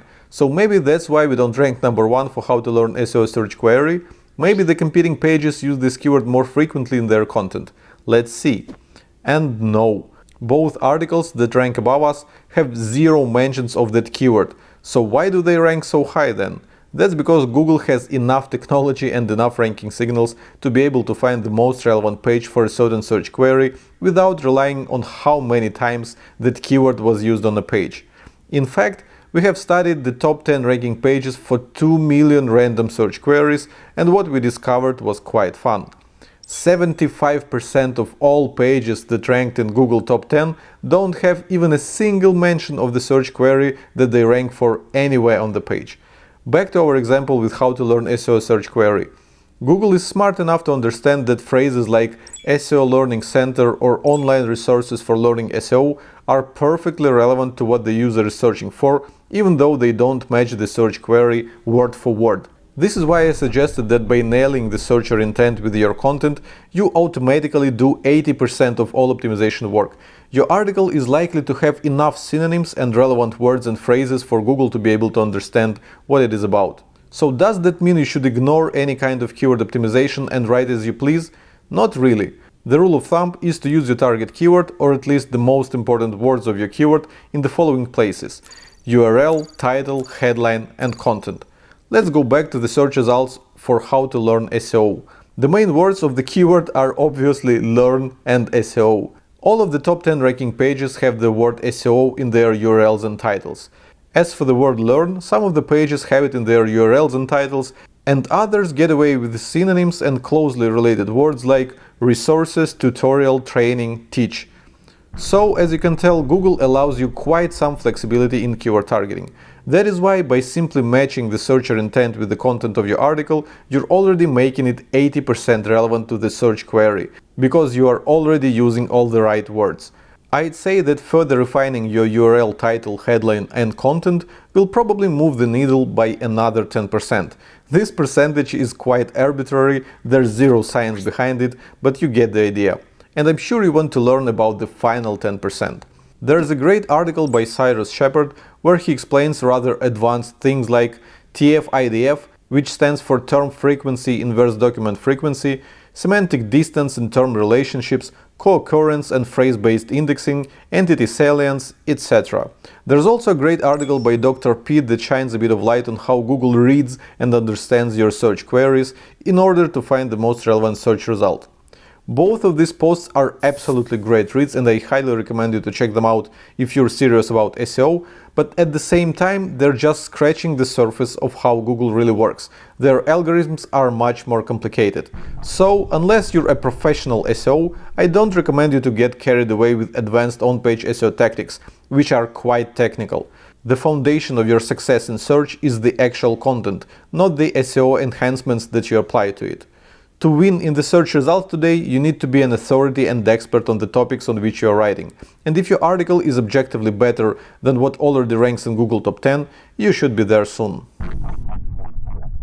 Part 3. How to squeeze maximum search traffic out of your article. What we've just covered is how to optimize your article for a single keyword. But, as you already know, it is rare that a page would rank in Google for a single keyword only. I mean, you cannot rank number 1 for "how to tie a tie" and not rank anywhere in top 10 for something like "how to tie a tie tutorial." Take any search query and there would be hundreds, sometimes thousands of other ways to put it. and Google tends to rank pretty much the same pages for all these relevant search queries. And here's the best part. Your page might be ranking poorly for that main keyword, but still get decent search traffic from all these variations. Let's examine the search results for the query website traffic using our Keywords Explorer tool. As you can see, our article at Ahrefs blog only ranks number 5, but it still gets almost 6,000 visits from search according to Ahrefs, all because it ranks for over 600 other relevant keywords, and that's in the US alone. Let's look at the global search traffic data via Site Explorer tool. So the total traffic to this page is almost 9,000 visits per month, where 63% is coming from the United States and 10% from the United Kingdom. Pretty decent result for an article that doesn't rank in top 3 for its main keyword, right? So let's look at the keywords that are bringing it traffic from Google.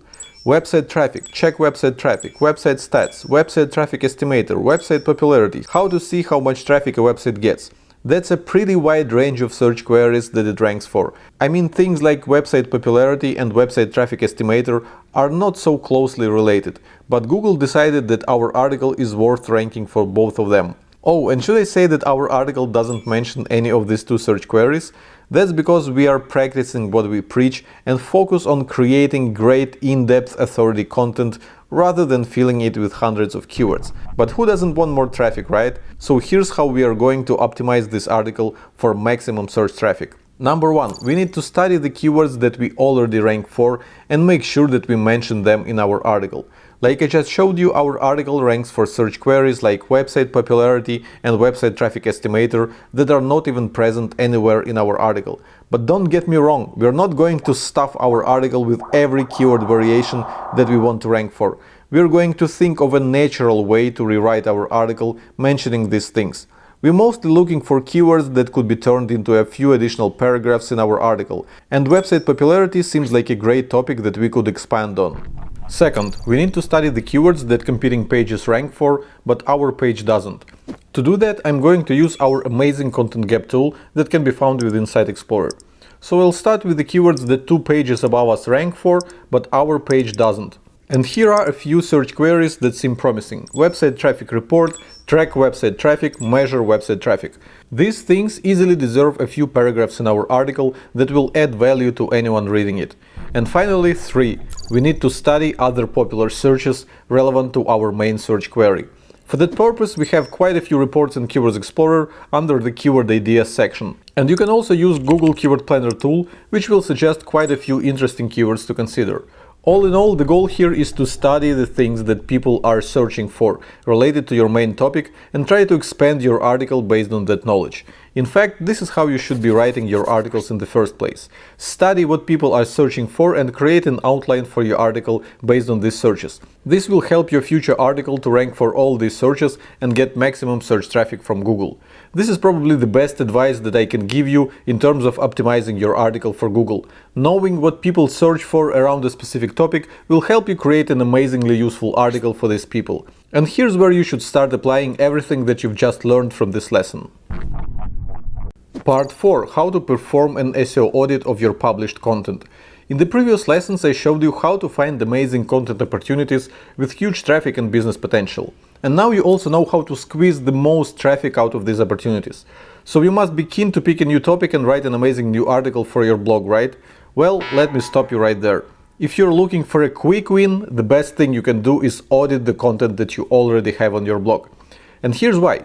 First of all, your published articles may already have some backlinks, which signals to Google that they are cool and deserve to rank, while the new article has to be promoted in order to get some websites to link to it.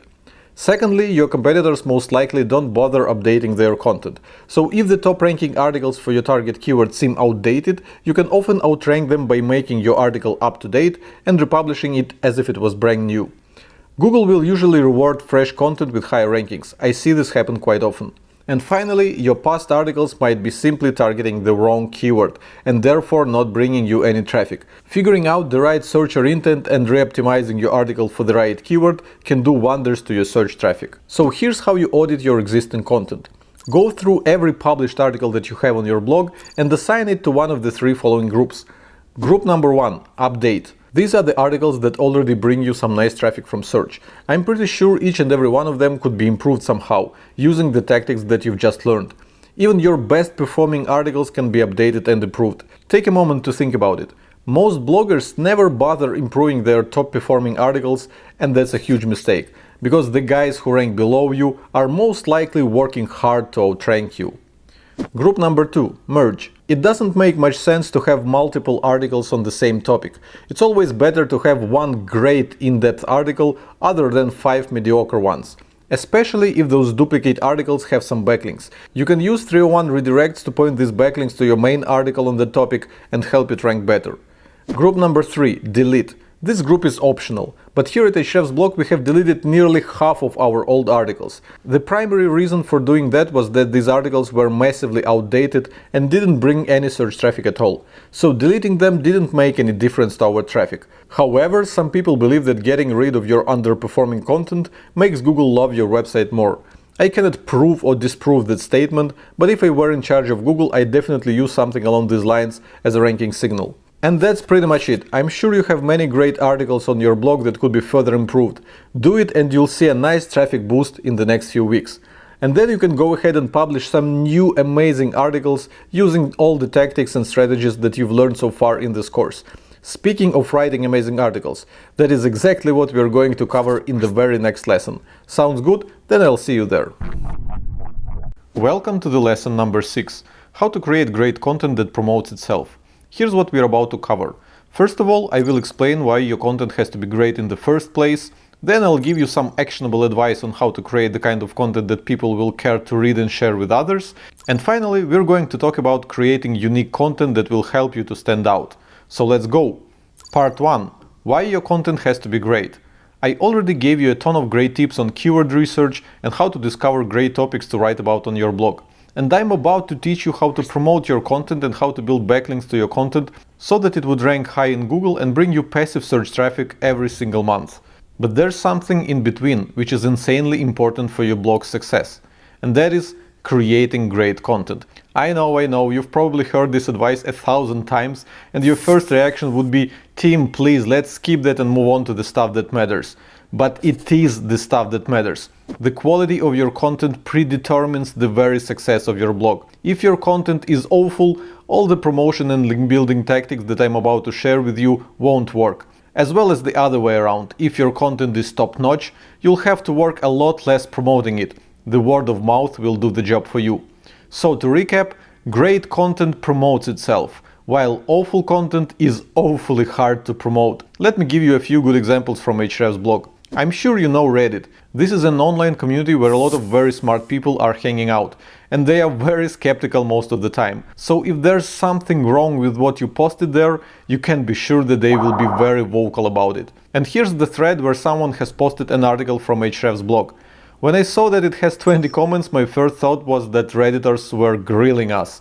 But it turned out that they were actually super positive. And they didn't just say good things about that specific article that was posted, but about our blog content in general. See yourself. Can't just be me that finds the blog post from Ahrefs really good reads. Ahrefs always seems to have some great posts out there. Yeah, I like their posts as well. I agree, I really like their stuff. So what did we do to get these raving reviews on Reddit? Nothing. We didn't submit our article to Reddit. One of our readers did that. We didn't ask our friends and co-workers to post positive comments. The Reddit community naturally enjoyed our content.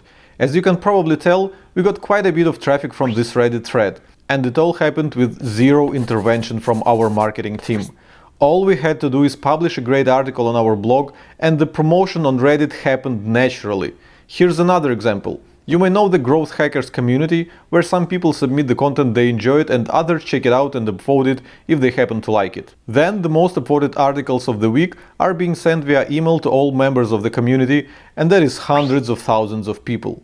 So here's one of those weekly newsletters where an article from Ahrefs blog scored at the #1 position. This case is very similar to the one from Reddit in a sense that we didn't have to do anything to make it happen. It wasn't our employee who submitted this article to Growth Hackers, and all the upvotes were 100% natural. I didn't even know that our article was trending at Growth Hackers until I received this email newsletter. Again, zero promotion was done to make it happen. All we did is publish a great article that our readers enjoyed and shared with others. But don't get me wrong, I'm not advocating against promoting your content on Reddit, Growth Hackers, or any similar communities that exist in your niche. It's called publish and pray approach, and it won't get you very far.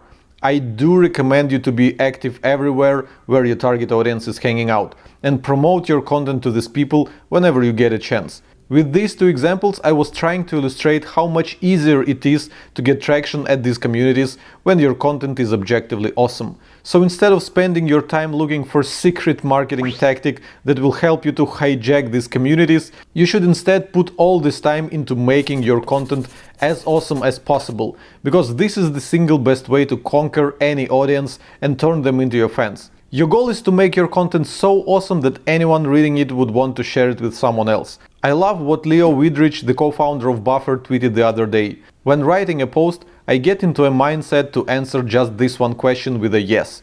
Would anyone email this article to a friend? Way too often bloggers think that their content flops because they don't promote it enough, while in reality their content flops because it's awful. In the words of Ryan Holiday, promotion is not how things are made great, only how they are heard about. So before you start promoting your new piece of content, please make sure that it deserves to be promoted in the first place. Part 2. How to create content that people will care to read and share with others. Most resources that I've examined while preparing for this very course will advise you to create great content and call it a day.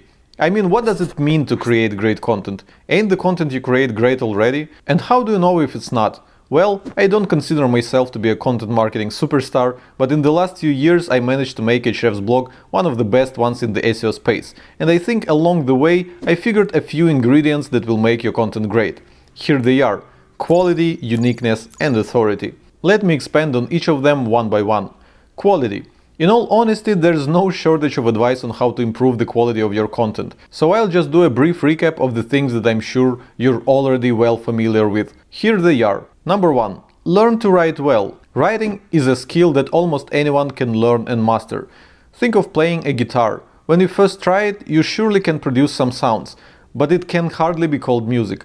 But then you learn some chords, how to pick strings and so on. And after some time your friends are asking you to take the guitar and play them something. Same with writing. At first it will be very clumsy and tough to read, but after some learning and practice people will start enjoying your articles. Luckily there is no shortage of advice on the topic of how to improve your writing. Just start learning and practicing as soon as possible. Now the next thing you do to ramp up the quality of your content is improve how it looks. It is a well-studied fact that most people will skim through the article before reading it, which will help them to evaluate if it is worth reading at all. And if your article doesn't look good, people are unlikely to risk their time reading it. Here are the things that make your content visually appealing. The design of your blog, quality images, short paragraphs, subheadings, quotes, lists, and all sorts of formatting tricks. All these things make your article pleasing to a human eye and transmit a message to your blog visitors that the author of the article invested quite some time to ensure pleasant reading experience. But let's move on. The last but not the least, you need to craft an eye-catchy headline. Headline is the only bit of your entire article that people will see on Twitter, Facebook, Google, and on the homepage of your blog. Which means you only have about a dozen words to persuade people that your article is worth their attention. Writing headlines that lure people into your article is both art and science. There are many ready-made headline templates that you can try using, as well as many psychological tricks that will educate you to create your own attention-grabbing headlines. I won't teach you any of that because I'm not a professional copywriter, but there's one piece of advice that I can give you. Make sure to brainstorm at least 5 different headlines for every article you write. If you won't invest the time and effort into coming up with just 5 headline variations to choose from, your entire article is almost guaranteed to flop, no matter how good it is. In the words of Andrew Chen from Uber, titles are often written as a vague pre-thought, but in fact it is the most important creative decision you'll make. And this wraps up my brief recap of ramping up the quality of your content. But in all honesty, all these things are just a proxy to the actual idea behind your article, which brings us to the second ingredient of great content: uniqueness. I see a rather upsetting trend in the blogging and content marketing space. When they go after some keyword, many people research everything that has already been published on the topic and then try to squeeze it all into a single article of theirs. But this way you're only creating a clone of existing content and not adding any extra value. And if it's a clone, it doesn't deserve more attention than the original. So with this approach, you're immediately putting yourself one step behind your competition. If you want to stand out with your content, it has to be unique. So how to create unique content? Well, you still have to research everything that has already been published on the topic, but then you don't create a clone. You create something that would be different from what's already there. Ideally, you want to say something that hasn't been said before, which is rather hard to do as it requires you to be at the very forefront of your industry. These people are called thought leaders, and most likely you're not one of them just yet. So another option is to find a new angle, which would be somewhat different from the conventional opinion on the topic. Ideally, you'd want to turn 180 degrees and challenge the status quo. This often generates a lot of buzz, but only if you have good arguments to make your point.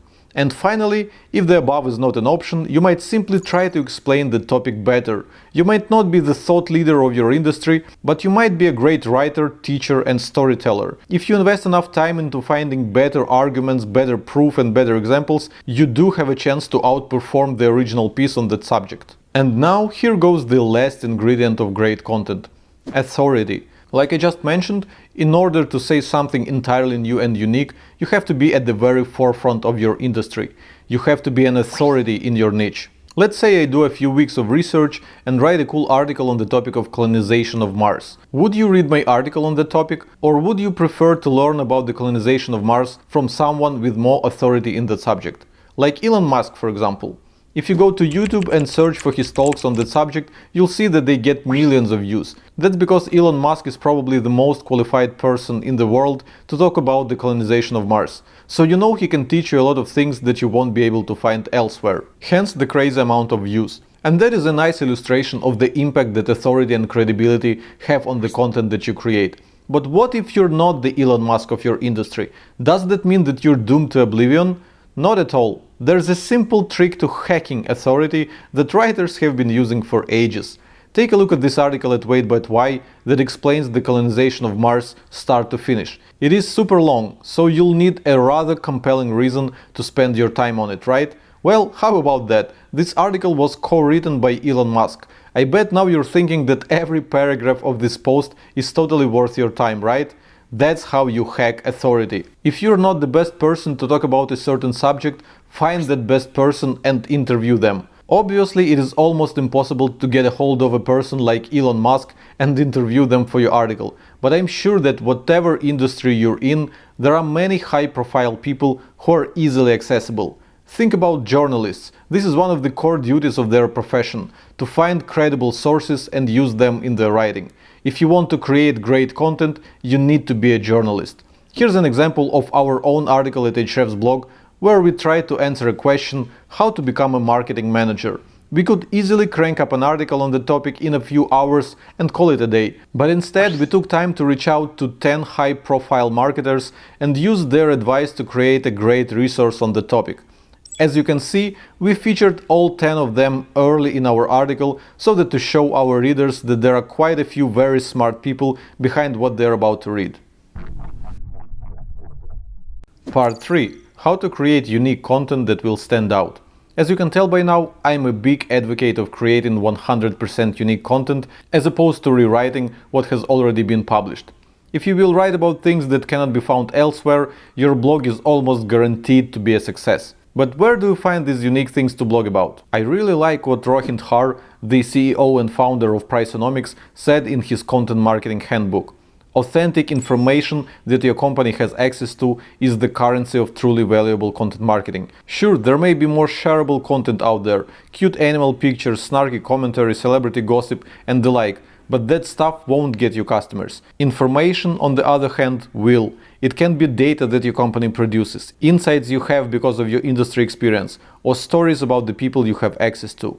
Let's focus on that last sentence. You can craft unique content from the data that your company produces, insights you have because of your industry experience, and stories of the people you have access to.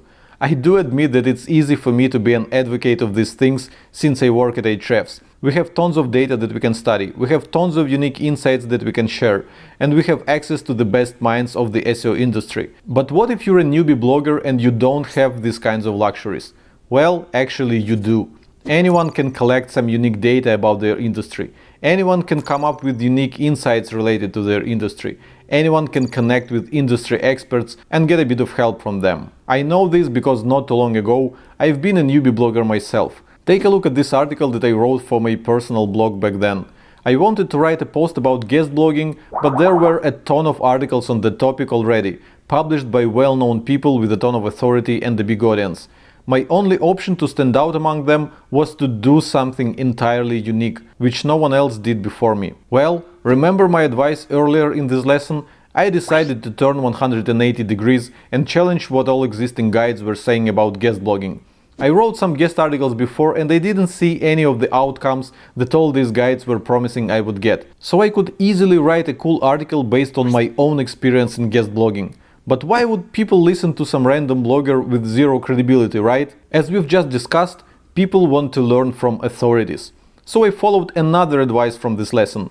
I acted like a journalist and reached out to over 500 bloggers, big and small, and asked them to share some data with me on how their guest articles performed and if they were happy with the results. This whole venture resulted in one of my best articles to date. And even though it was published on my personal blog, which hardly has any traffic, that article generated quite a buzz and got over 100 links from 60 different websites. And it generated a total of 10,000 visits to my blog and keeps generating a bit of passive traffic even years later. Would I be able to get this kind of result by writing an article with the same tips that can be found in other articles about guest blogging? Of course not. My article only performed so well because it was 100% unique. So I hope that my story will discourage you from creating new clones of existing content and encourage you to bring something entirely new to this world. Let's be honest, the vast majority of people are too lazy to do these kinds of things. But it's actually a good thing. The more steps you take towards making your content awesome and unique, the less competition you're going to encounter. And that wraps up the lesson on creating awesome content. And in the next one, we're going to start talking about link building and the kind of content that attracts links. Sounds good? Then I'll see you in the next lesson. Welcome to the lesson number 7. How to create link-worthy content and stop worrying about link building. Here's what we're about to cover. Do you always need backlinks to rank? How to create content that attracts backlinks. And finally, the rarely mentioned quote-unquote secret to acquiring backlinks. So let's go. Part 1. Do you always need backlinks to rank? This is a tricky question to answer. So let's just start off with a few facts. Fact number 1. Google's Andrei Lipatsev has revealed that backlinks are one of Google's top 3 ranking signals. Fact number 2. The majority of SEO professionals agree that it's not possible to rank in Google without any backlinks. And fact number 3. There were quite a few SEO research studies that showed a rather notable correlation between the number of backlinks pointing to a page and the position of that page in Google search results. A while ago, we even performed our own correlation study here at Ahrefs. We analyzed the search results for nearly 2 million random search queries and discovered that backlink factors correlate with Google position a lot better than any other factor. Even the usage of an exact match keyword in title, headline, or even actual content of that page had a weaker correlation. So it seems that everything is in favor of backlinks, right? Well, in that case, why did 1/3 of SEOs in my poll voted that you can rank in Google without any backlinks? That's because the question itself is tricky. Can you rank in Google without backlinks? This is not a yes or no question. The only correct answer here is it depends. So let me explain what caused such contrasting opinions with a nice example. I'm a big fan of a video game called Fallout, and I also have an unhealthy habit to research anything and everything in Ahrefs. So when I discovered that there was a Wikipedia for everything Fallout, I naturally dropped it into Ahrefs to see what was going on there. Turns out this website is generating over 20 million visits from Google every single month, which is quite an impressive number. So the next two things that I wanted to find out were how many pages are responsible for this huge search traffic and how many backlinks do they have in total. I can see the number of linking websites right on the overview report of Site Explorer tool. It says 7500, and in order to see the number of pages that are bringing them traffic from search, I need the top pages report, which can be found under organic search section. It defaults to US, so I switch to all countries and get over 65,000 pages that are generating search traffic to this website. So what do we have here? Over 65,000 pages with search traffic and only 7,500 linking websites. Do you see where I'm going with this? By looking at these two numbers, you realize that there's absolutely no way that every page with search traffic has backlinks, right? Let's see if that is the case. I'm going to search for pages about Fallout bobblehead figures because I actually have a few of them on my work desk. As you can see from the RDs column, many of these pages have zero websites linking to them, and yet they get thousands of visitors per month from search. So did we just get a proof that you can get search traffic without backlinks? Well, yes and no. There are three things in place which allow these pages to get a ton of search traffic without any backlinks pointing at them. First of all, there's simply a lack of competition. The amount of content that can be found in Google for the topic of Fallout bobblehead figures is super small. If I put Fallout 4 Intelligence bobblehead into Google, it will return 1500 results only. That is nothing. It means that only a few pages on the entire internet mention this thing. Try any topic like keyword research, for example, and you'll get 450,000 results. Secondly, the top ranking pages don't have any backlinks pointing at them. Let's put Fallout 4 Intelligence bobblehead into Ahrefs Keywords Explorer and see how many backlinks the top 10 ranking results have. The SERP overview report shows me that 8 of the top 10 ranking pages have zero backlinks, which means that a quality relevant page has a good chance at ranking for this keyword even without any backlinks pointing at it. And finally, third point, all top 10 ranking results have high domain rating. See that the R column, it stands for domain rating and reflects the strength of the overall backlink profile of each website. So the top ranking pages don't have any backlinks pointing directly at them, but the websites that they belong to do have a lot of backlinks. And in this particular case, the weakest DR is 68, which means that these top ranking pages all belong to very strong websites. And if the domain rating of your own website is a lot weaker than that, it is very unlikely that you will be able to outrank them. Unless, of course, your page has a few good backlinks pointing directly at it. Like that outlier that I'm sure you've noticed. The domain rating of this website is just 59, which is much weaker than 68, especially considering that Ahrefs DR scale is logarithmic. But that page has 9 backlinks coming from 4 different websites, which allows it to rank among the sites with a much higher domain rating. And besides, that page is not even perfectly relevant to our search query. I mean, the search query is asking specifically about the intelligence bobblehead, while that particular page talks about bobblehead locations. So how come a page that is not perfectly relevant to the search query ranks so well? Well, that's because it has more backlinks than other pages, which sends a signal to Google that this page must be very important. And I think this is a pretty good illustration of how backlinks help you rank in Google and get search traffic. So let's wrap up the whole thing real quick. For your page to rank in Google without backlinks, 3 requirements should be met. First, there should be a lack of pages on the topic in Google. Second, the top 10 ranking pages for that keyword should have zero backlinks pointing at them.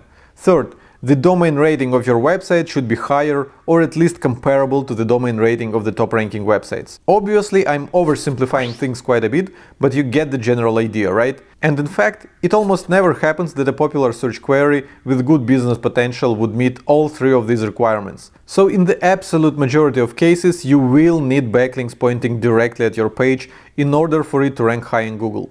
And in case you decide to target some unpopular topic where the top ranking pages don't have any backlinks pointing at them, you still need a decent domain rating.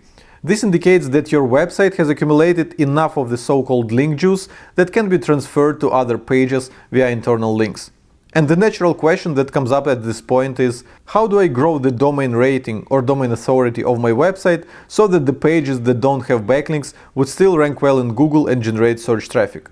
Well, all you need to do is create content that will attract a lot of backlinks, so that you could then funnel the link juice from these pages to the pages that you struggle to get links to via internal links. In SEO we call this kind of content linkable content, or link bait, or link-worthy pages, or linkable assets. All these terms mean more or less the same, and the next section of this lesson is just about that. Part 2. How to create content that attracts backlinks. The entire lesson number 6, the previous one, was devoted to the topic of great content. I showed you that making your content great is uber important, mainly because great content promotes itself, while awful content will always flop no matter how hard you promote it. Well, great content also tends to attract a lot of backlinks. Great content equals linkable content. End of lesson.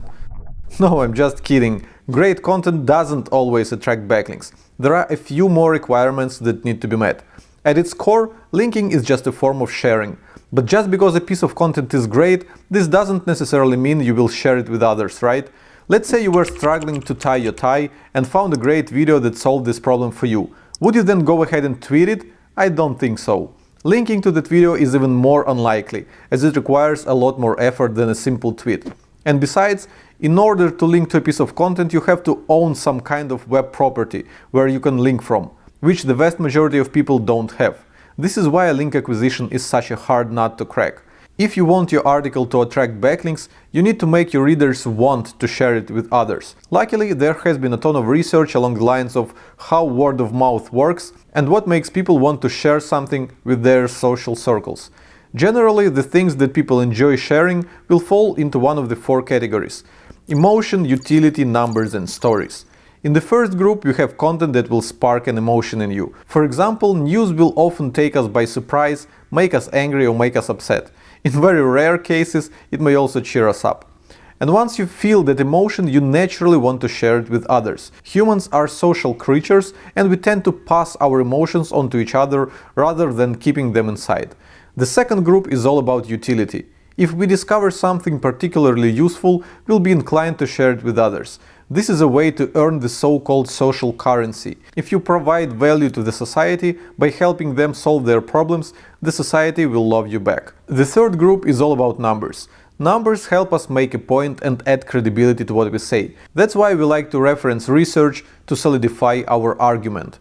And finally, stories. We love them because they are easy to relate to. It's one thing to read some general advice on how to lose weight, but it's a totally different thing to read a real story of how someone has lost weight and learn from their first-hand experience. So these are the 4 general types of content that people like to share and some basic psychology behind them. At this point, I have to disclose that I don't have a PhD in psychology, and the advice that I just gave you is quite basic. But it should be enough to get you thinking in the right direction. And should you decide to go beyond that advice, which I actually suggest you do, there's a great book that I can't recommend enough. Contagious by Jonah Berger, an absolute must-read for any content marketer out there. So that was the theory. Now how about some practical tips? I just gave you 4 types of content that should attract backlinks, but how do you know which type will work best in your specific industry? You may decide to test everything and see what sticks, but usually you don't need to do this. Why? Because chances are your competitors have already done the hard work for you. All you need to do is analyze their content and find out what brought them the most backlinks. Let me show you how it's done using Ahrefs blog as an example. I'll copy our blog URL and put it into Site Explorer. The report I need is called Best by Links. This report will give me a list of all articles at Ahrefs blog ordered by the number of links that they have. By looking at this report, I can see that 6 of our top 10 most linked articles are research studies, which means that in our industry people prefer to link to data-driven posts. The most successful among our research studies is the one that gives a numeric answer to an extremely popular SEO question: how long does it take to rank in Google? This study has links from almost 500 websites. What about the other 4 of our top 10 most linked articles? These ones fall under utility group. A guide to keyword research, a guide to link building, a guide to outreach, and a collection of actionable SEO tips.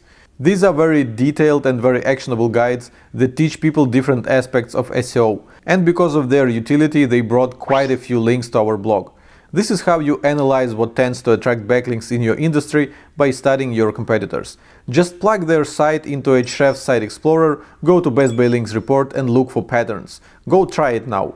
I'm sure you'll get a ton of ideas for link-worthy content in less than 5 minutes. And this wraps up the section on creating link-worthy content. I guess you won't be surprised if I say that we have covered this topic at Ahrefs blog. The article is called Deconstructing Link Bait, and I highly recommend you to check it out for some additional insights. But don't let the terminology fool you.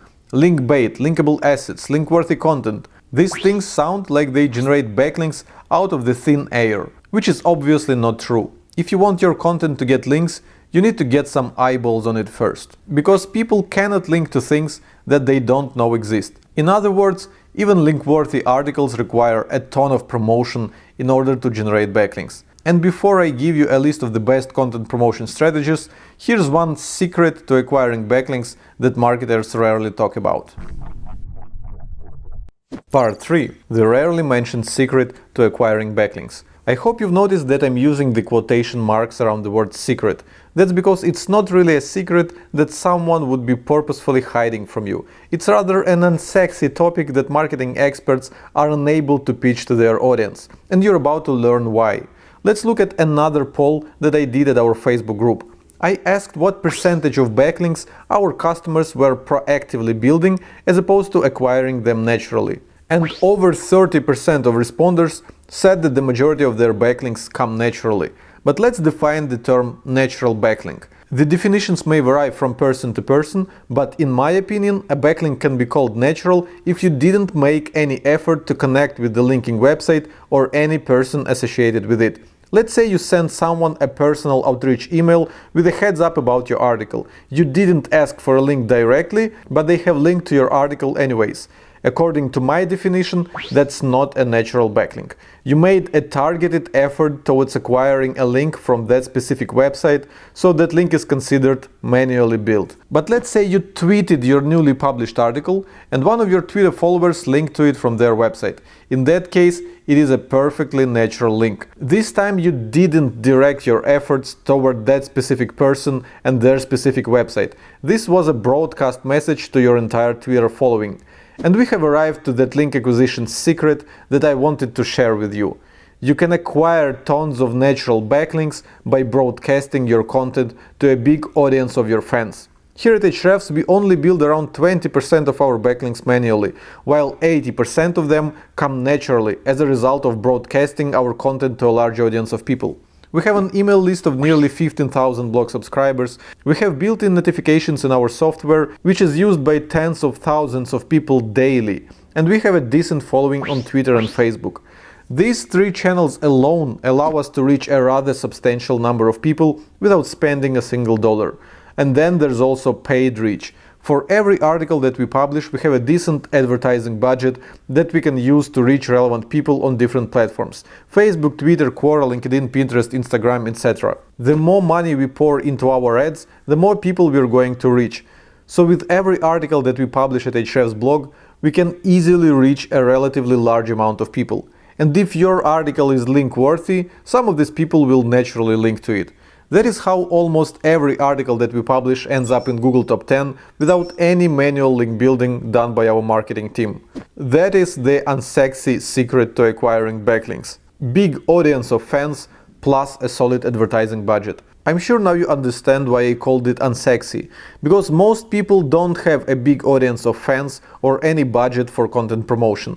Well, I've been there too back when I was running my personal blog and bootstrapping my own projects. And back in those days, my link building was exactly the opposite of what it is today at Ahrefs. I was building 80% of all my backlinks manually, and only about 20% of them came naturally. That was tedious as hell. So if you're only starting out with your blog, I have some bad news for you.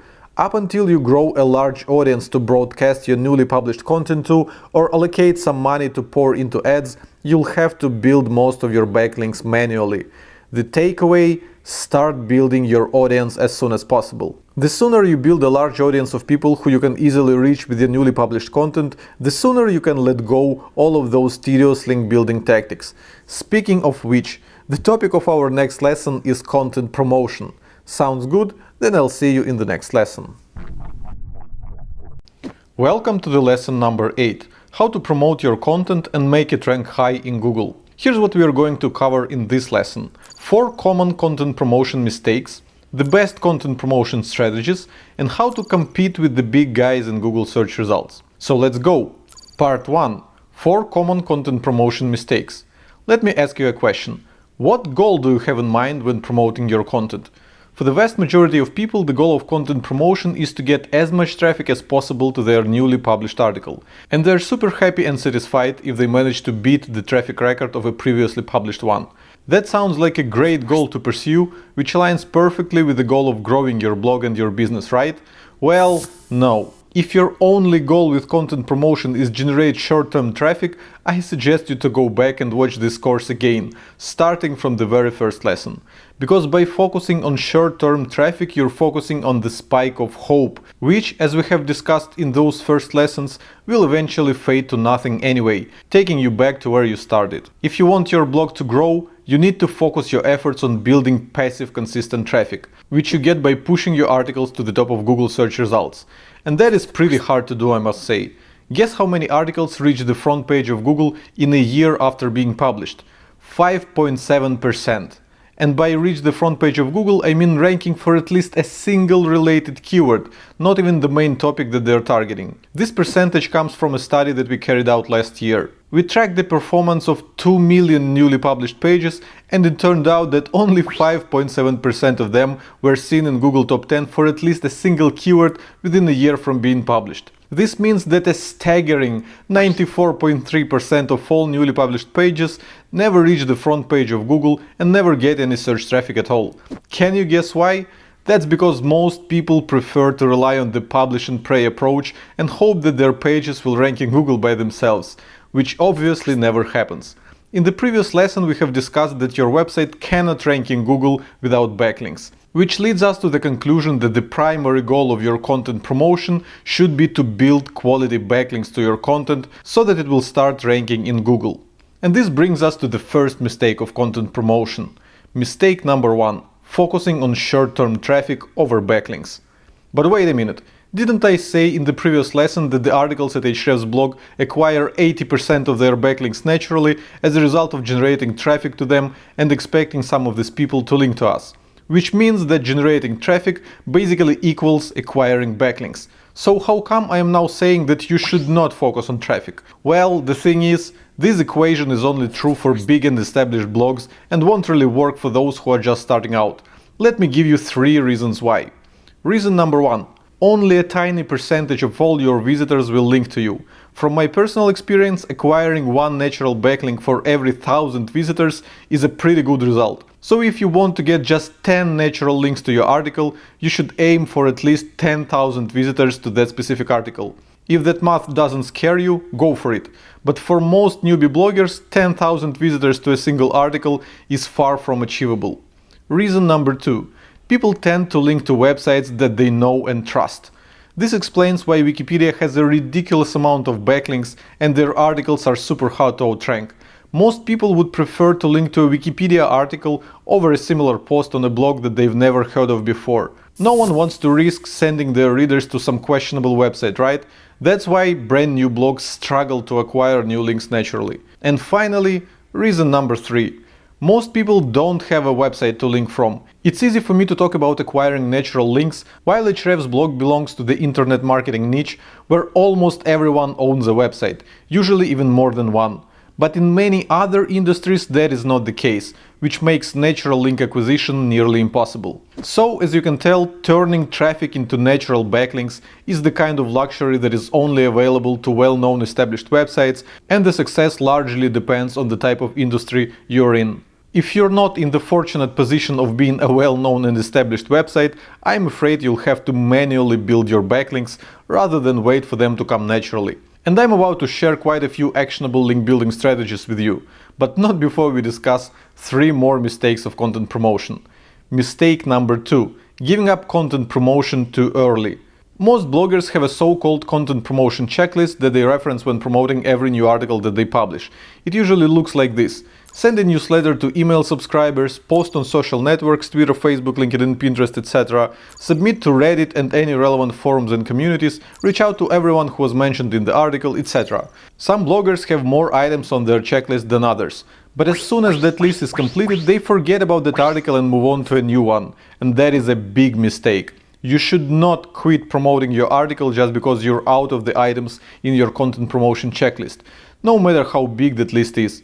Your goal is to rank high in Google and get passive search traffic to your article, remember? So your content promotion should not stop until you reach that goal. There's a rather famous piece of advice which suggests that you should put 20% of your efforts into creating content and 80% of your efforts into promoting it. These numbers are meant to illustrate that content promotion is uber important. And while I totally dig what the author of that advice was trying to say, I actually think that this is a very misleading analogy. So I invented my own rule. It's called the 110 to 110 rule. And it means that you should go an extra mile in both creating an absolutely outstanding piece of content that your readers will love and promoting it super hard and not quitting until it reaches the top positions in Google. So why don't you do a bit of research and throw a few more items into your content promotion checklist? Luckily, there's no shortage of different tactics that you can use. Just Google around a bit and you'll find a ton of ideas. Let me add just a few more items for you to consider. Submit your article to relevant groups on Facebook, LinkedIn, etc.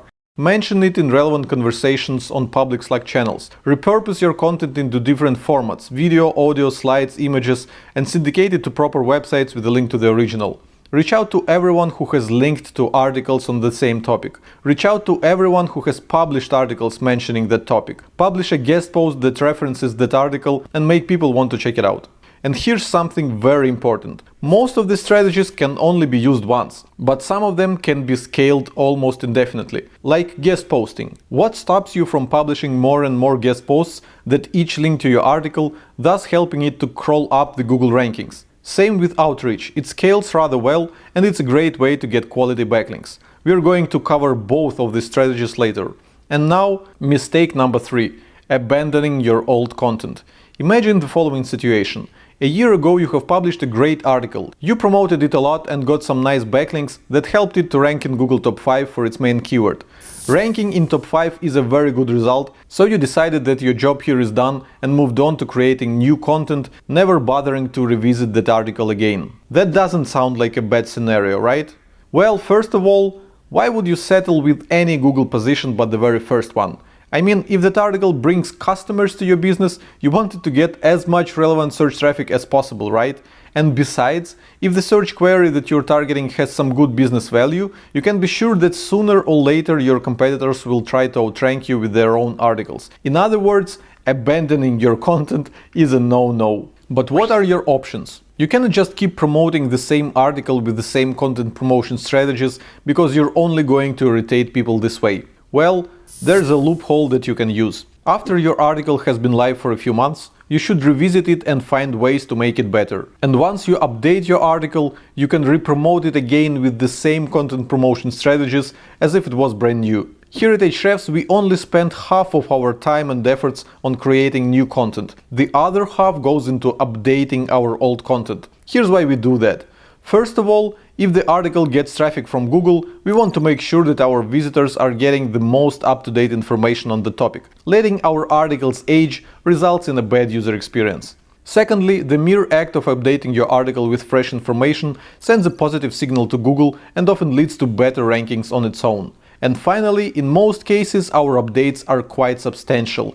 We often rewrite the entire article from the scratch, which then allows us to promote it to our audience again as if it was brand new. In fact, when we email our blog subscribers with a link to an updated article, we do disclose that it's not entirely new. And so far, there hasn't been a single complaint about this. In fact, we found the opposite. The spike of traffic that we get from promoting an updated article is almost always bigger than when it was first published. Our SEO tips article is probably the best example I have. We relaunched it 3 times in 2 years, each time generating more and more traffic. You bet we're going to continue updating and relaunching it in future. And there's one last content promotion mistake left to discuss. Mistake number 4, not spending money on content promotion. As you already know, we have a decent advertising budget for every article that we publish at Ahrefs blog. This allows us to reach a huge number of people that we wouldn't be able to reach otherwise. But whenever I mention that to other bloggers, most of them tell me that they can't afford to spend money on content promotion. Well, in psychology they call this a limiting belief. The truth is, You can afford to spend money on content promotion. You just fail to justify it. So let me try to help you with that. I have two good arguments that should do the job. Argument number one: the free content promotion methods are not free. So how much time does it take you to promote a new piece of content? 1 hour, 5 hours, 10? And your time is worth something, right? So why don't you multiply your estimated hourly rate by the time it took you to complete all items in your content promotion checklist? This way you're going to get the cost of what you think are your free content promotion methods. And now that you know the price tag, why don't you add 10% to that sum and use that money to run a Facebook ads campaign? Think of it as an additional item in your free content promotion methods checklist, but this time you're paying with your money instead of paying with your time. And you might actually discover that putting your money into Facebook ads has a much better ROI than putting your time into some of these other free strategies. Argument number two: your content should sell your product. The best way to justify spending money on content promotion is by getting this money back in a form of sales or customers. If an article doesn't bring new customers to your business, I can understand why you don't want to spend money on it. But why did you spend your time promoting it then? And in fact, if an article doesn't help you to get new customers, why did you even create it in the first place? Do you see where I'm going with that? Paid content promotion is a great litmus test for the business potential of your content. Here at Ahrefs, we're not afraid to pour money into content promotion because we know that our content converts. Check out this tweet I saw the other day. Excellent content on long-tail keywords. It also resulted in me signing up for a free trial. Great work, Ahrefs. And a few weeks later, Thomas also tweeted that he became our paid customer, which is a perfect illustration of how our blog brings new customers to our business. And this wraps up the 4 mistakes of content promotion that I wanted to warn you about. Here's a quick refresher.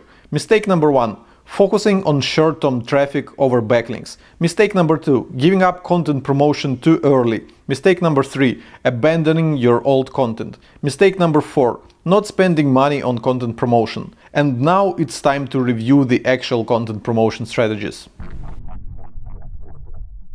Part 2: the best content promotion strategies. I'm sure you have researched the topic of content promotion before and have seen a ton of tactics, strategies and even so-called growth hacks. And just when you think you've learned it all, you stumble on a new case study showing you how someone has generated a bazillion visits to their blog with a brand new amazing tactic. Sounds familiar?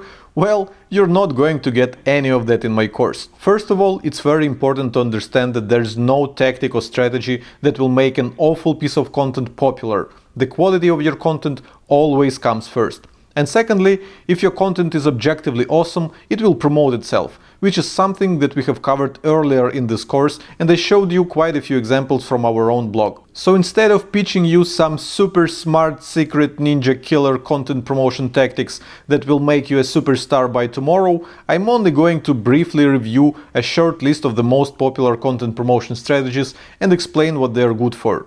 In fact, most content promotion strategies can be organized in just 6 categories: reaching your existing audience, reaching relevant communities, content repurposing and syndication, guest blogging, outreach, and paid promotion. Let's review them one by one. Number 1: reaching your existing audience. Generally, you do that by sending an email newsletter to your blog subscribers and posting a link to your newly published article on Twitter, Facebook, LinkedIn, Pinterest, and any other social network where you have some following. But if you're only starting out, your email list is super small and you don't have a lot of followers on these social networks, which means you cannot expect any traffic and backlinks to magically appear out of nowhere. So it does make sense to start building your audience as early as you can. If you invest time and effort into building your email list and your social following, they will later become your most effective content promotion methods. Number 2: reaching relevant communities. You can do that by submitting your article to relevant groups on Facebook, LinkedIn, etc. You can also submit it to a proper subreddit or any relevant forums. And finally, there's a new trend for creating Slack channels in different industries, so you can join those and plug your articles there. In theory, that sounds like a holy grail of traffic, but once you actually try it, the harsh reality will kick in. The thing is, most of these communities hate self-promotion. You might get away with mentioning your article once or twice, but if you overdo it, you'll almost certain be banned. So instead of joining 100 communities with a single goal to spam them with your content, I'd suggest you to pick 5 or 10 of the very best ones and become an active member there. Once the moderators notice that you consistently provide value to the community, they will pretend they don't notice that you plug your own articles now and then.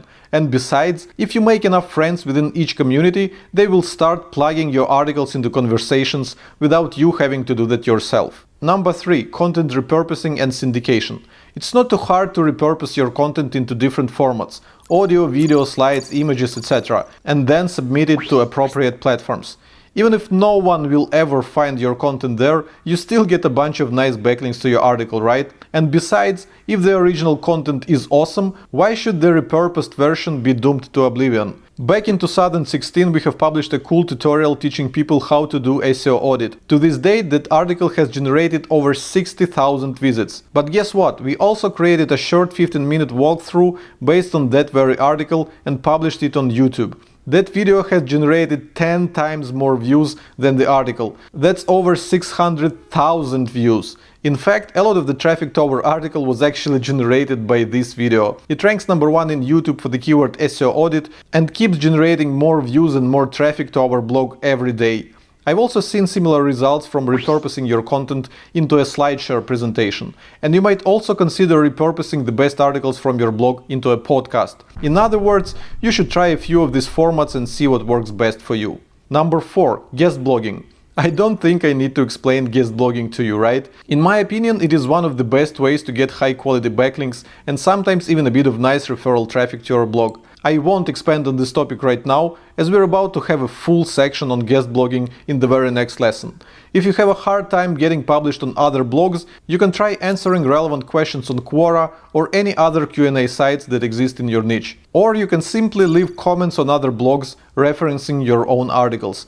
Most bloggers hate to see comments with links, but if the comment is genuine and the article you're referencing is awesome, they might let it slide. Other than that, you can also try to get cited by journalists. There's a nice service for that called Help a Reporter Out, and we have a nice case study about it on Ahrefs blog. And finally, if you have already achieved some notable results in your industry, you can try pitching yourself to podcasts and interviews, which often leads to quality links and referral traffic with little time commitment. Number 5. Outreach. This strategy is an absolute must. If you don't have outreach in your content promotion checklist, you're seriously missing out. The basic rule of thumb is to send personal heads up to everyone who was mentioned or referenced in your article. But don't ask them for links or tweets. It's your content that should be the motivator, not you. An entirely different strategy is to reach out to everyone who has linked to similar content or who has mentioned similar topics in their own articles. These are very powerful outreach methods which deserve special attention. So the last lesson of this course is fully dedicated to outreach. And we have one last group left. Number 6. Paid promotion. As discussed previously, paid promotion is an absolute must if you consider your blog a business tool, not a hobby. Almost every major social network has their own ad platform. Facebook, Twitter, LinkedIn, Pinterest, you name it. I'm sure you're also well aware of Google's own advertising options. These things are quite obvious, right? A somewhat uncommon advertising option is a paid email newsletter. In our own niche of digital marketing, quite a few websites offer this service, but the price per visitor is always way higher compared to Facebook ads or even Google ads, so we have never paid to be included in someone's email newsletter. And that wraps up my review of the most common content promotion strategies. I hope that now you have a much clearer picture of how to promote your next piece of content or relaunch the old one. Part 3. How to compete with the big guys in Google search results. Whatever industry you're in, the best search queries are most likely taken by someone already.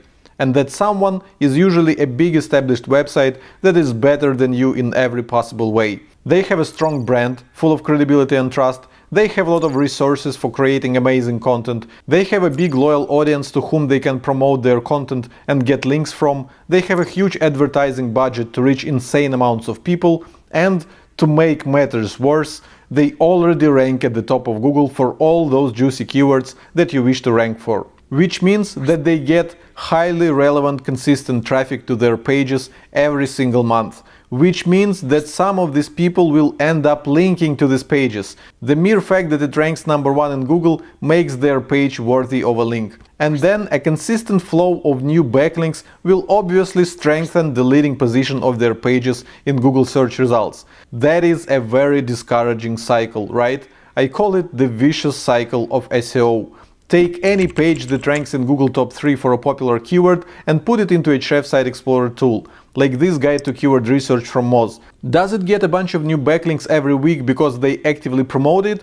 Of course not. It gets all these new links on complete autopilot. It ranks high in Google and therefore has a consistent flow of targeted visitors, many of whom will link to it afterwards. As you can see from the graph in Ahrefs, the pace at which this article acquires new backlinks is quite high. It would be almost impossible to keep up with them if you were building all your backlinks manually. So how do you break into this vicious cycle of SEO and outrank these big guys? Well, I'm afraid there's no way to do that. Unless, of course, you're able to create a vastly better piece of content and you have enough resources to reach a comparable amount of people with it. This is the only way you stand a chance at building a comparable amount of backlinks in a relatively short time frame. So the only advice I have for you is this: don't go after big keywords until you grow a big enough audience and accumulate enough resources to effectively wrestle with whoever currently ranks at the top. And besides, there's absolutely no reason to target highly competitive search terms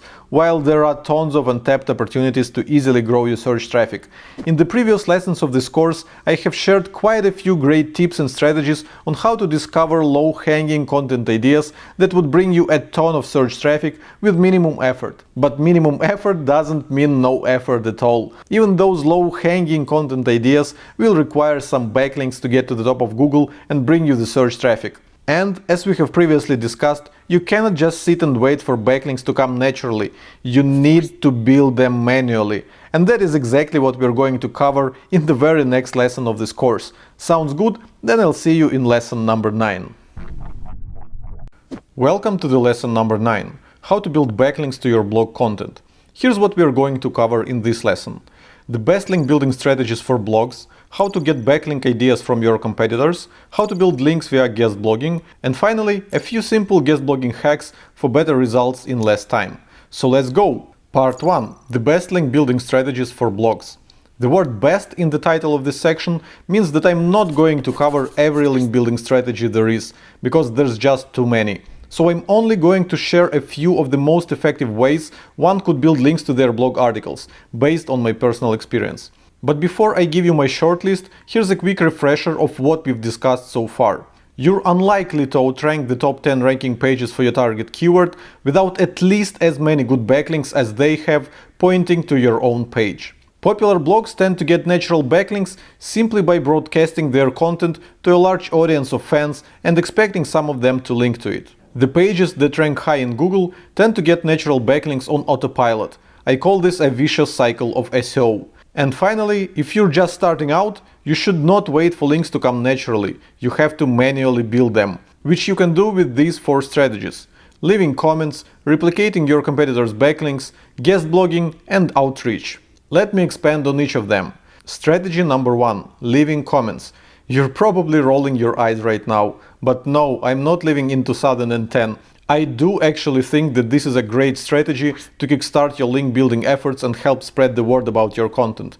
Notice that I didn't say blog comments, but comments in general. That's because blogs aren't the only place where you can leave comments with links to your articles. We also have niche forums, online communities, Q&A sites, and even YouTube videos.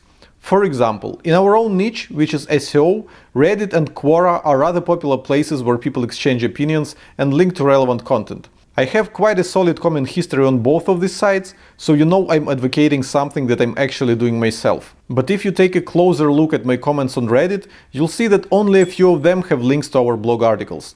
Reddit hates spammers, and if you only post there to drop links, you're going to get banned. But if you take time to consistently provide value to the community, no one will have a problem with you linking to your own content now and then, which is exactly what I do there. Quora is a bit different in that sense. I have left well over 100 answers there, and most of them have links to my articles. But that's not because Quora is suffering from a lack of moderation. Trust me, they are very strict with spammers too. But do my comments on Quora look like spam? Each one is unique, well formatted, and above all provides a ton of value to the conversation, before asking readers to click on my link for some extra details. And even though I haven't been active on Quora for quite a while, my answers still get thousands of views every single month, which results in some nice referral traffic to my content. So I highly recommend that you find a few popular communities in your own niche and start actively engaging in them. But what if you struggle to find any relevant online communities in your niche? Well, you can still leave comments on blog articles, right? As a fellow blogger, I'm sure you know how great it is to get smart, insightful comments on something you just published. But on the other hand, no one wants to get comments from people who are only looking to promote their own stuff. So my advice with leaving comments on relevant blogs in your industry is not much different from what I just said about community sites. It only works if you add the actual value to the conversation. And now it's time to acknowledge the elephant in the room. In 99% of cases, the comments that you will post online will have no follow links. And since no follow attribute means that the link doesn't pass any SEO value to your website, why even bother? 2 words: side benefits. Look at the 2 of my latest answers on Quora. One has 800 views and the other 8,000 views. And because both comments have links to articles from Ahrefs blog, I'm sure we got some nice referral traffic from them. And I have zero doubts that many people who visited Ahrefs blog after reading my comments on Quora ended up becoming our regular readers. And as you already know, the bigger your audience of fans gets, the more links you're going to acquire naturally, as a byproduct of broadcasting your content to them. So did these links from my Quora answers help my articles to rank better in Google? I don't think so. But did my comments on Quora help me reach a lot of people with my content, convert them into fans, and get some natural links from them afterwards? Absolutely. Leaving comments on relevant blogs has a ton of side benefits too. Check out the story of Ryan Stewart that he shared in his guest article at Ahrefs blog. Ryan posted a very insightful comment on Robbie Richards' personal blog, and at the end of the comment he linked to an article on his own blog. Not only did Robbie not delete that self-promotional comment, but he actually tweeted Ryan's article. But there's more. Later on, he invited Ryan to participate in an expert roundup that was published at his personal blog, which means that Ryan got a perfectly legit do-follow link from a perfectly legit relevant blog. In other words, one simple comment with a no-follow link set off a chain reaction of valuable events. Referral traffic from a blog comment, a tweet from the blog owner, a do-follow link from that blog, some more referral traffic from that link, etc. Not bad for a single blog comment, you bet, Ryan. I hope that was a vivid enough example to persuade you that leaving comments online is not some kind of spammy old-school way to promote your content, which does more harm than good. I honestly believe that leaving comments on relevant blogs and communities is the best way to kickstart your link building efforts, put your name out there and start making valuable connections with prominent people in your niche. But make sure you go after quality, not quantity. And that was the first link building strategy in my list. What about the other 3? Well, we're about to cover 2 more in this very lesson: replicating your competitors' backlinks and guest blogging. And as for outreach, I decided that this strategy requires a lesson of its own, so we'll cover it in the next lesson of this course, which is the last one. And now let's talk about replicating your competitors' backlinks, shall we? Part 2. How to get backlink ideas from your competitors. Analyzing your competitors' backlink profiles can lead to a goldmine of link building opportunities which you wouldn't otherwise be able to discover. But some competitors have tens of thousands of backlinks, so there's no way you can review them all manually. It would take too long. For example, here at Ahrefs, one of the blogs we compete with for search traffic is Brian Dean's backlinko.com. We have quite an overlap in the keywords that we're targeting with our articles, so it would make sense for us to learn which websites link to backlinko.com so that we could pitch our own content to them. But if we put backlinko.com inside Explorer, we'll see that over 11,000 websites are linking to it. That's a lot of backlinks, and we certainly don't have time to manually review all of them.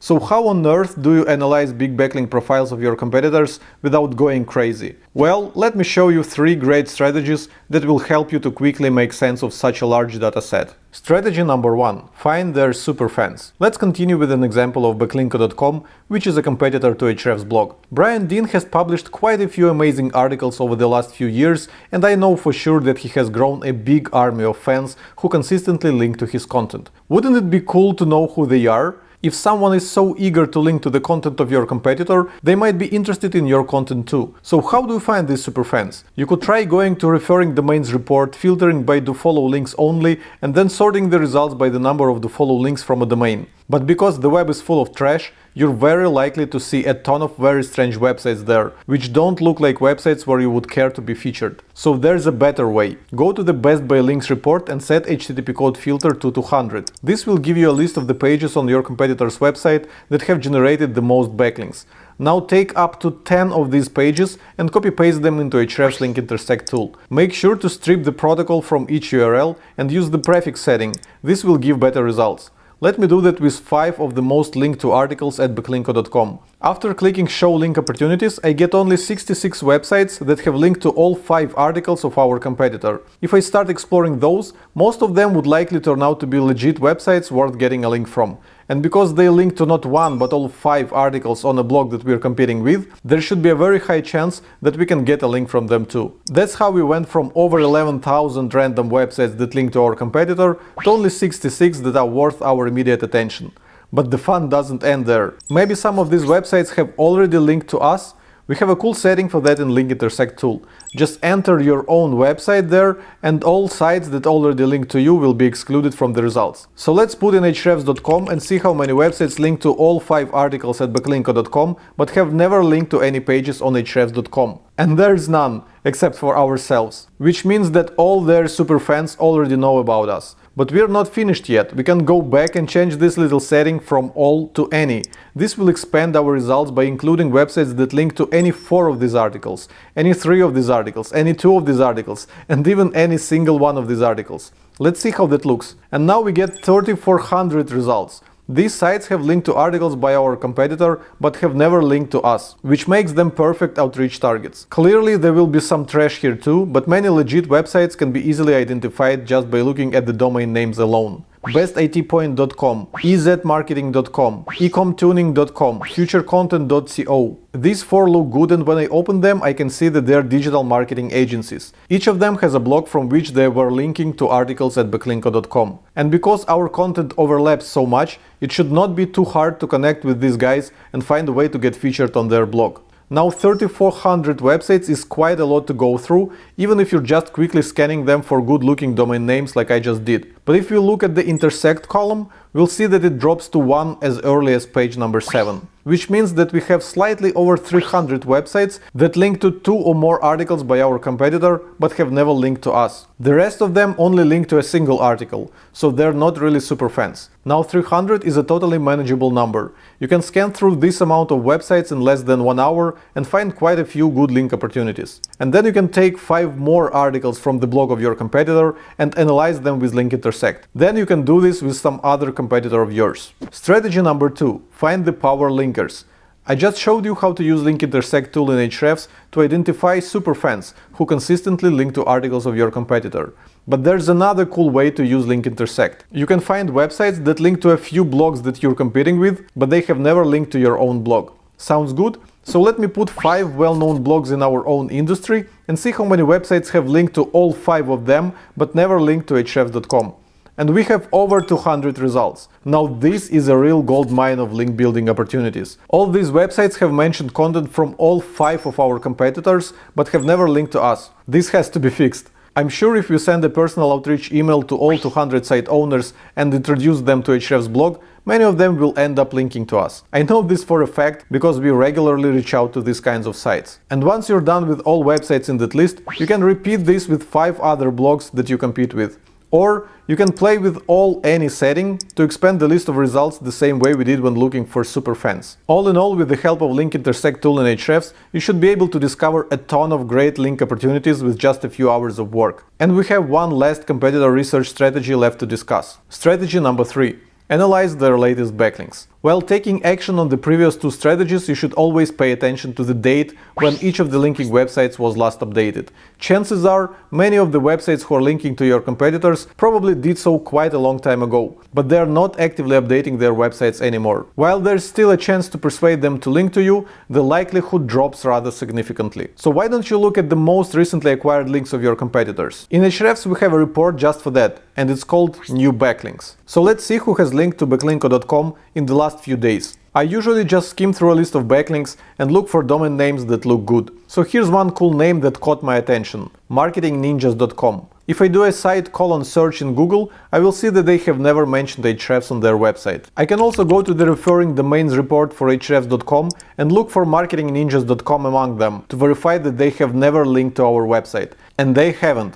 So that's the kind of a link opportunity that I was looking for. By browsing their website, I can see that it's yet another marketing agency which has an active blog. So all we need to do is reach out to them and pitch them some of our own content. If they enjoy articles from backlinko.com, I have no doubts that we'll be able to impress them with our own blog, and they might link to some of our articles later on. So that's how you mine great link opportunities, by researching who links to your competitors. In just a few hours of browsing their latest backlinks, you can find enough opportunities to keep you busy for weeks ahead. Here's one last tip.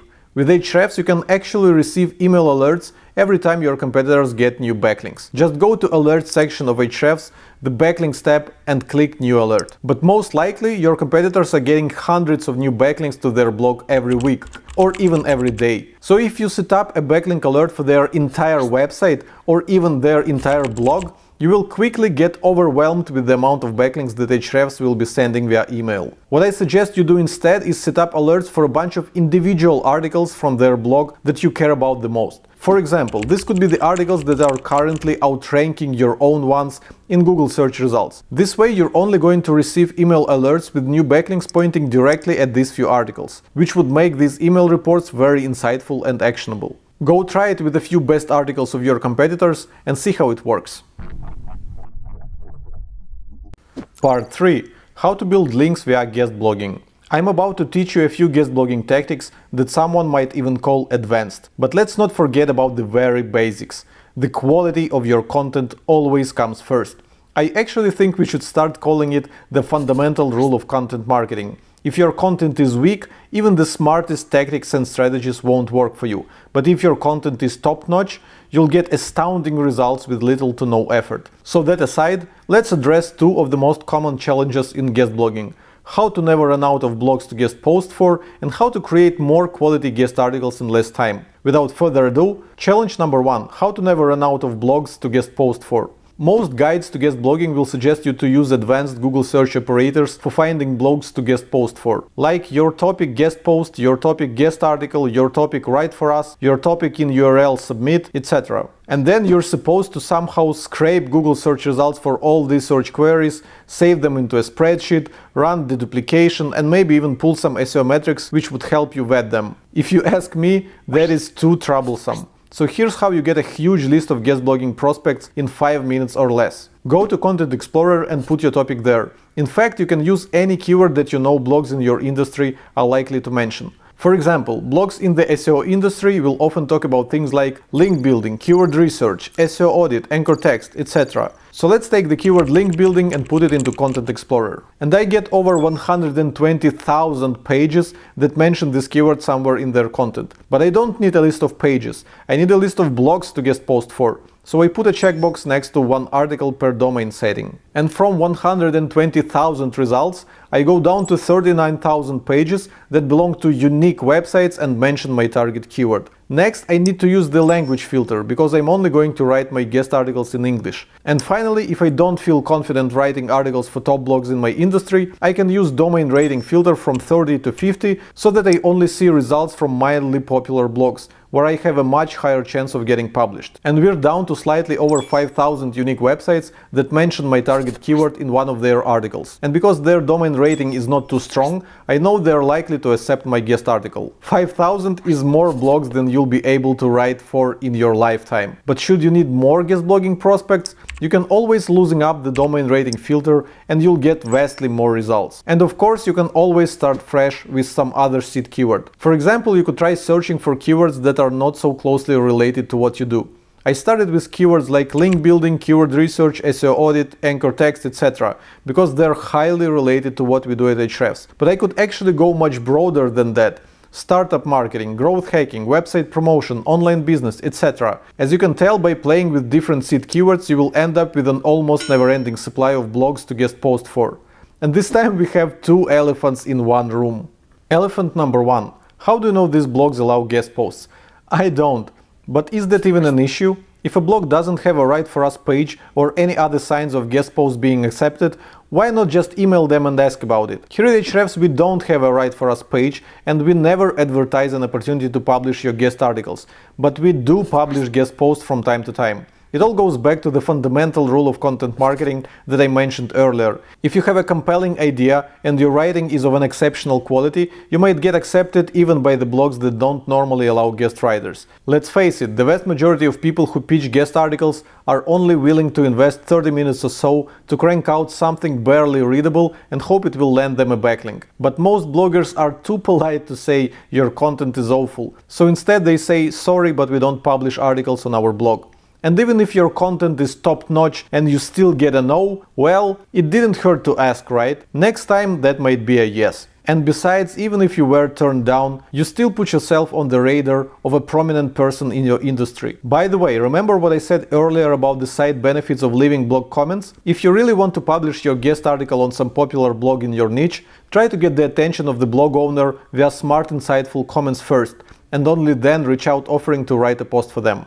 Works almost every time. Elephant number 2. Why should I publish articles at low DR blogs? Doesn't low DR mean that a link from them has little value? Technically, from Google's own perspective, you're not getting a backlink from a domain, you're getting a backlink from a specific page. That is just how their PageRank formula works. That said, a highly popular website can have a ton of weak pages, while a small new website can have a few very strong ones. And besides, some of the small websites will eventually grow into big and popular ones, right? So you shouldn't shy away from guest writing for a blog just because their DR is low. A better question to ask would be, do I think this blog will still be around in 3 years from now? If the answer is yes, go for it. If it's no, leave it, because you clearly don't want to spend time writing quality guest articles that will eventually disappear without a trace. Obviously, you should aim to publish guest articles on the very best blogs in your industry. But if you pitched them a few times and got rejected, you'll have to work your way up writing for low DR blogs in order to build your skill and portfolio of published articles, up until the big guys will start to recognize you and let you write for them. So that was the challenge number 1, how to find the blogs to guest post for. And here goes challenge number 2, how to create more quality guest articles in less time. I'm sure you can easily come up with a great topic for a guest article, maybe 2 or 3. But try to brainstorm at least 20 unique article ideas. I bet you'll start to struggle somewhere after number 7. Which is why I'm happy to share 2 awesome techniques that will solve this headache for you. Number 1, the splintering technique. In the previous lessons of this course, I was advising you to create epic in-depth articles which would cover a certain topic better than anyone else. Well, why don't you think of this big awesome article as a collection of smaller ones, like a piece of wood that can be broken into many splinters. Here's an example. Take a look at this guide to link building at Ahrefs blog. Right away you can see that it consists of 6 different chapters. Well, this means that we can easily write 6 unique articles, each talking about a separate chapter from this link building guide. When creating this guide, we had to make these chapters fairly short, because we didn't want to overwhelm our readers with unnecessary details. But if we were to create a dedicated article for each of these chapters, we could go as deep as we wanted without the fear of making them too long. I think this is a perfect way to come up with ideas for guest articles. You create a single awesome resource that would target a general topic, and then you break it into smaller splinters and submit each of them as a guest article on a different blog, which would link back to that big awesome resource and help it rank in Google. And the thing that I like the most about this technique is that you can produce these splinters in little to no time, because you did all the hard work educating yourself on the topic and all its aspects while writing that big awesome article for your own blog. Go look at your past articles and see if you can find any potential splintering opportunities in them. Number 2, the perspective technique. Let's say we use the splintering technique to turn chapter number 6 of our link building guide into an awesome guest article about the future of link building. Does that mean that we cannot use this same topic again for writing another guest article? Of course we can. All we need to do is change the perspective slightly. We could talk about the future of link building for startups, e-commerce sites, small businesses, local businesses, non-profits, etc. I know these topics sound a bit clumsy, But you get the idea of how the perspective technique works, right? For every unique guest article idea that you have in your list, it is possible to create a few nice variations by changing the perspective slightly. That said, by applying the splintering technique and the perspective technique just to our single guide to link building, we could easily come up with nearly 20 unique guest article ideas in less than 20 minutes. So these are two of my favorite ways to easily come up with unique guest article ideas. But don't limit yourself to these two only. Google around a bit and you'll find quite a few more great techniques that will help you brainstorm cool ideas for your guest articles. Part 4. Simple guest blogging hacks for better results in less time. Here at Ahrefs, our content marketing team has published a rather solid number of guest articles in the last few years, and we have discovered a few simple hacks that I'll be glad to share with you. Some of them might seem obvious, but I still think that they deserve a mention. Hack number 1. Pitch more blogs than you can handle. Negotiations take time. Blog owners might not reply to your emails for days or even weeks. You shouldn't worry about this, but you should factor that in. Your guest blogging should not suffer from these long wait times. And hence the first hack: send more guest post pitches than you can handle. There's a great book called Oversubscribed by Daniel Priestley. It teaches you that it's always good to have more demand than supply. Imagine dozens of bloggers queuing to get a guest article from you. This way you actually get to pick and choose which blogs you want to write for and which ones can wait. So come up with 2 or 3 awesome article ideas and pitch them to 10 or 15 blogs. Just don't send all your pitches in one day. Send the first few and give them a few days to respond. Then send the next batch. This way, if one blogger is slow to respond, just reply them with something like, "Sorry, you weren't responding for a few days, so this article idea was taken by another blog. But don't worry, I'm sure I'll be able to suggest something else for you that would be just as good. I'll be in touch with more article ideas shortly." This is how you create a queue of bloggers waiting for your guest articles. Hack number 2. Link to multiple articles from your guest post. This sounds like a no-brainer, but many people simply forget that they can do that. And no, I'm not talking about filling your guest article with links to your own stuff top to bottom. Make it relevant and make it natural. If the link doesn't quite belong there, don't try to squeeze it in. These days most bloggers are very sensitive to any self-promotional links, so quite often they will only allow a single link to the homepage of your website, coming from your author bio. So if you send them an article full of links to your website, this might get them pissed and they won't publish anything at all. From my experience, you shouldn't put more than 2 self-promotional links in your guest article, but that largely depends on the blog owner. Hack number 3. Link to other guest posts of yours. This is a nice loophole for when the blog owner is hypersensitive to having you link to your own website. Linking to your other guest articles is good for 2 reasons. Reason number 1. According to Google's PageRank formula, by linking to a page that links to your website, you're increasing the power of that link. Reason number 2. You can reach out to this other blog owner and let them know you just landed them a quality backlink. They will be super happy about this and they might return this favor sometime in future. This is a simple but very powerful hack. Make sure you put it to action. And finally, hack number 4. Write guest articles for blogs that have never linked to you before. It is a well-known fact that the number of unique domains that link to a page correlates well with the ranking position of that page in Google. Correlation is not causation, but the experience of many thousands of SEO professionals confirms that the more unique websites you have linking to your page, the higher it usually ranks in Google. So when building links via guest blogging, it is in your best interest to pitch blogs that have never linked to your website before. In Ahrefs Content Explorer we have a cool feature just for that. Remember we had a list of 5,000 potential guest blogging targets? Well, we can click a button called Highlight Unlinked Domains and see which of these websites have never linked to our own website. Then we can go ahead and export them using the Export Only Highlighted checkbox. As easy as that. And if you're looking at a random blog and you want to know if they have linked to you before, just go to the Referring Domains report for your own website and search for the domain there. That's it. But how strict should you be about this rule? Should you say no to every blog owner who gives you the opportunity to write another guest post for them? Well, as we just discussed, Google's PageRank formula counts backlinks between pages, not websites. But clearly every subsequent link from the same website will have less value. Otherwise, it would be too easy to manipulate Google by creating just one website with a million pages that link to you. So here's what I think. You should only write a second or third guest article if it's a really good blog, or if you don't have any better guest post opportunities at the moment, but have a few finished articles that you need to publish somewhere. And that was my final guest blogging tip. We have one last link building strategy left to discuss. That is outreach, and I'm going to share everything I know about it in the last lesson of this course. Sounds good? Then I'll see you there. Welcome to the lesson number 10, how to build links and promote content via blogger outreach. Here's what we are going to cover in this lesson. How to use outreach for content promotion, how to find thousands of high-quality outreach prospects, and how to write ridiculously effective outreach emails. So let's go! Part 1. How to use outreach for content promotion. First of all, outreach is not a digital marketing strategy. Influencer marketing, guest blogging, broken link building, these are the strategies in digital marketing, or tactics, whatever you prefer. And outreach is just a tool that you use in order to execute on them. If you want influencers to promote your content, you need to reach out to them. If you want bloggers to publish your guest articles, you need to reach out to them. If you want website owners to fix their broken backlinks, well, you get the idea. That said, there's no such thing as an ultimate guide to outreach. It simply cannot exist because there's just too many use cases to consider. So in this lesson, I will not teach you all possible applications of outreach, which in fact go way beyond marketing and into business development and networking.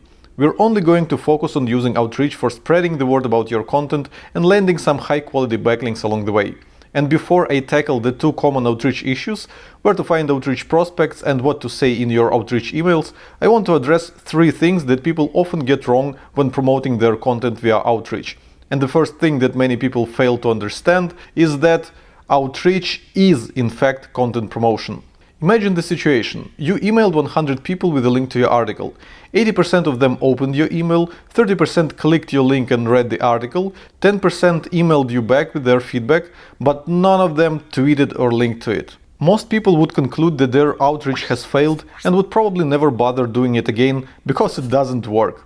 But think about it, by sending 100 emails with 80% open rate, you're putting yourself on the radar of 80 awesome handpicked people from your industry. 30% click-through rate means that 30 of these awesome people have actually visited your blog and read your content. And the 10% reply rate means that you've just made a connection with 10 awesome people from your industry, which, as we've learned in previous lessons, can often lead to a ton of additional benefits. Yes, you didn't get any tweets or backlinks, but it would be wrong to say that your outreach has failed as long as your emails get opened, your links get clicked, and people reply to you. That's why I said that outreach is content promotion. Obviously, 30 people visiting your blog is far from a life-changing amount of traffic. But you've only sent 100 emails. What if you sent 1,000 or even 10,000 emails? That will translate into 300 or even 3,000 people visiting your blog. And I have no doubts that many of these visits will eventually result in tweets, backlinks, and all sorts of other side benefits. Tim, but isn't sending 10,000 emails called spam? That is a great question, and it brings us to the second thing that people often get wrong. Number 2, there's a fine line between outreach and spam. Yes, if you send 10,000 emails in a week or even in 1 month, that is spam. There is no way to properly research this many people and send each one a personalized email in such a short time frame. So when I talk about reaching out to 10,000 people, I actually refer to a long-term strategy that would be executed in the course of a year or maybe 2. Which gives you enough time to do it right and not be a spammer. Think of outreach and spam as two ends of one spectrum. This spectrum represents the amount of effort that you put into each individual email that you send. This includes finding the person you want to get in touch with, researching them to make sure they're a good fit, and obviously writing a personalized outreach email to them. On one end of the spectrum, we have an auto-generated list of people which you never bother to manually review, plus a generic outreach template which you copied from some popular guide to outreach and barely even customized. This approach is pretty much the definition of the word spam. And on the other end of the spectrum, we have a small list of people who you took time to thoroughly research, which gives you the opportunity to write a unique and very personal outreach email to each of them. That is how outreach should be done in the ideal world. But in all honesty, both ends of the spectrum are nothing but extremes that you should stay away from. You don't want to send 10,000 nearly random people a generic email template, especially if you care about your reputation in that industry. That would be an equivalent of shooting yourself in the foot. But at the same time, you don't want to spend weeks researching a handful of people and crafting the most perfect outreach emails possible, just to realize they're too busy right now for whatever you're sending them. The right approach is somewhere in the middle, albeit leaning more towards the ideal outreach end of the spectrum. Each industry is very different, and I recommend that you experiment with the amount of effort that you put into each outreach email before deciding where on the spectrum is right for you to settle. And just in case you're reluctant to give up on the quality of your outreach, I have one last piece of advice for you. Number 3. Perfect outreach doesn't guarantee any results. I just mentioned a situation where you spend weeks thoroughly researching a handful of people and sending them the best outreach emails they have ever received. And then it turns out they're too busy to reply. In all honesty, this is quite a common scenario. If you tried outreach before, I'm sure you will agree with me on that. And the reason why it happens is painfully obvious. Life gets in the way. Your perfect outreach email may flop due to 100 different reasons that you're not even in control of. What time of the day the person will see your email? Will they open it on their mobile phone or desktop computer?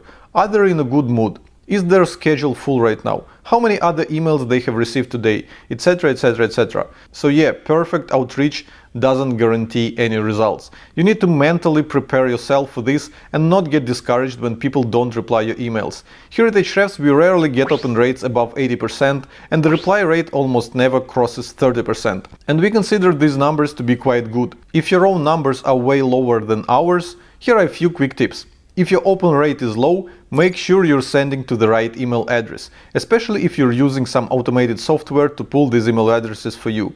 We have a great post at Ahrefs blog that should help you with that.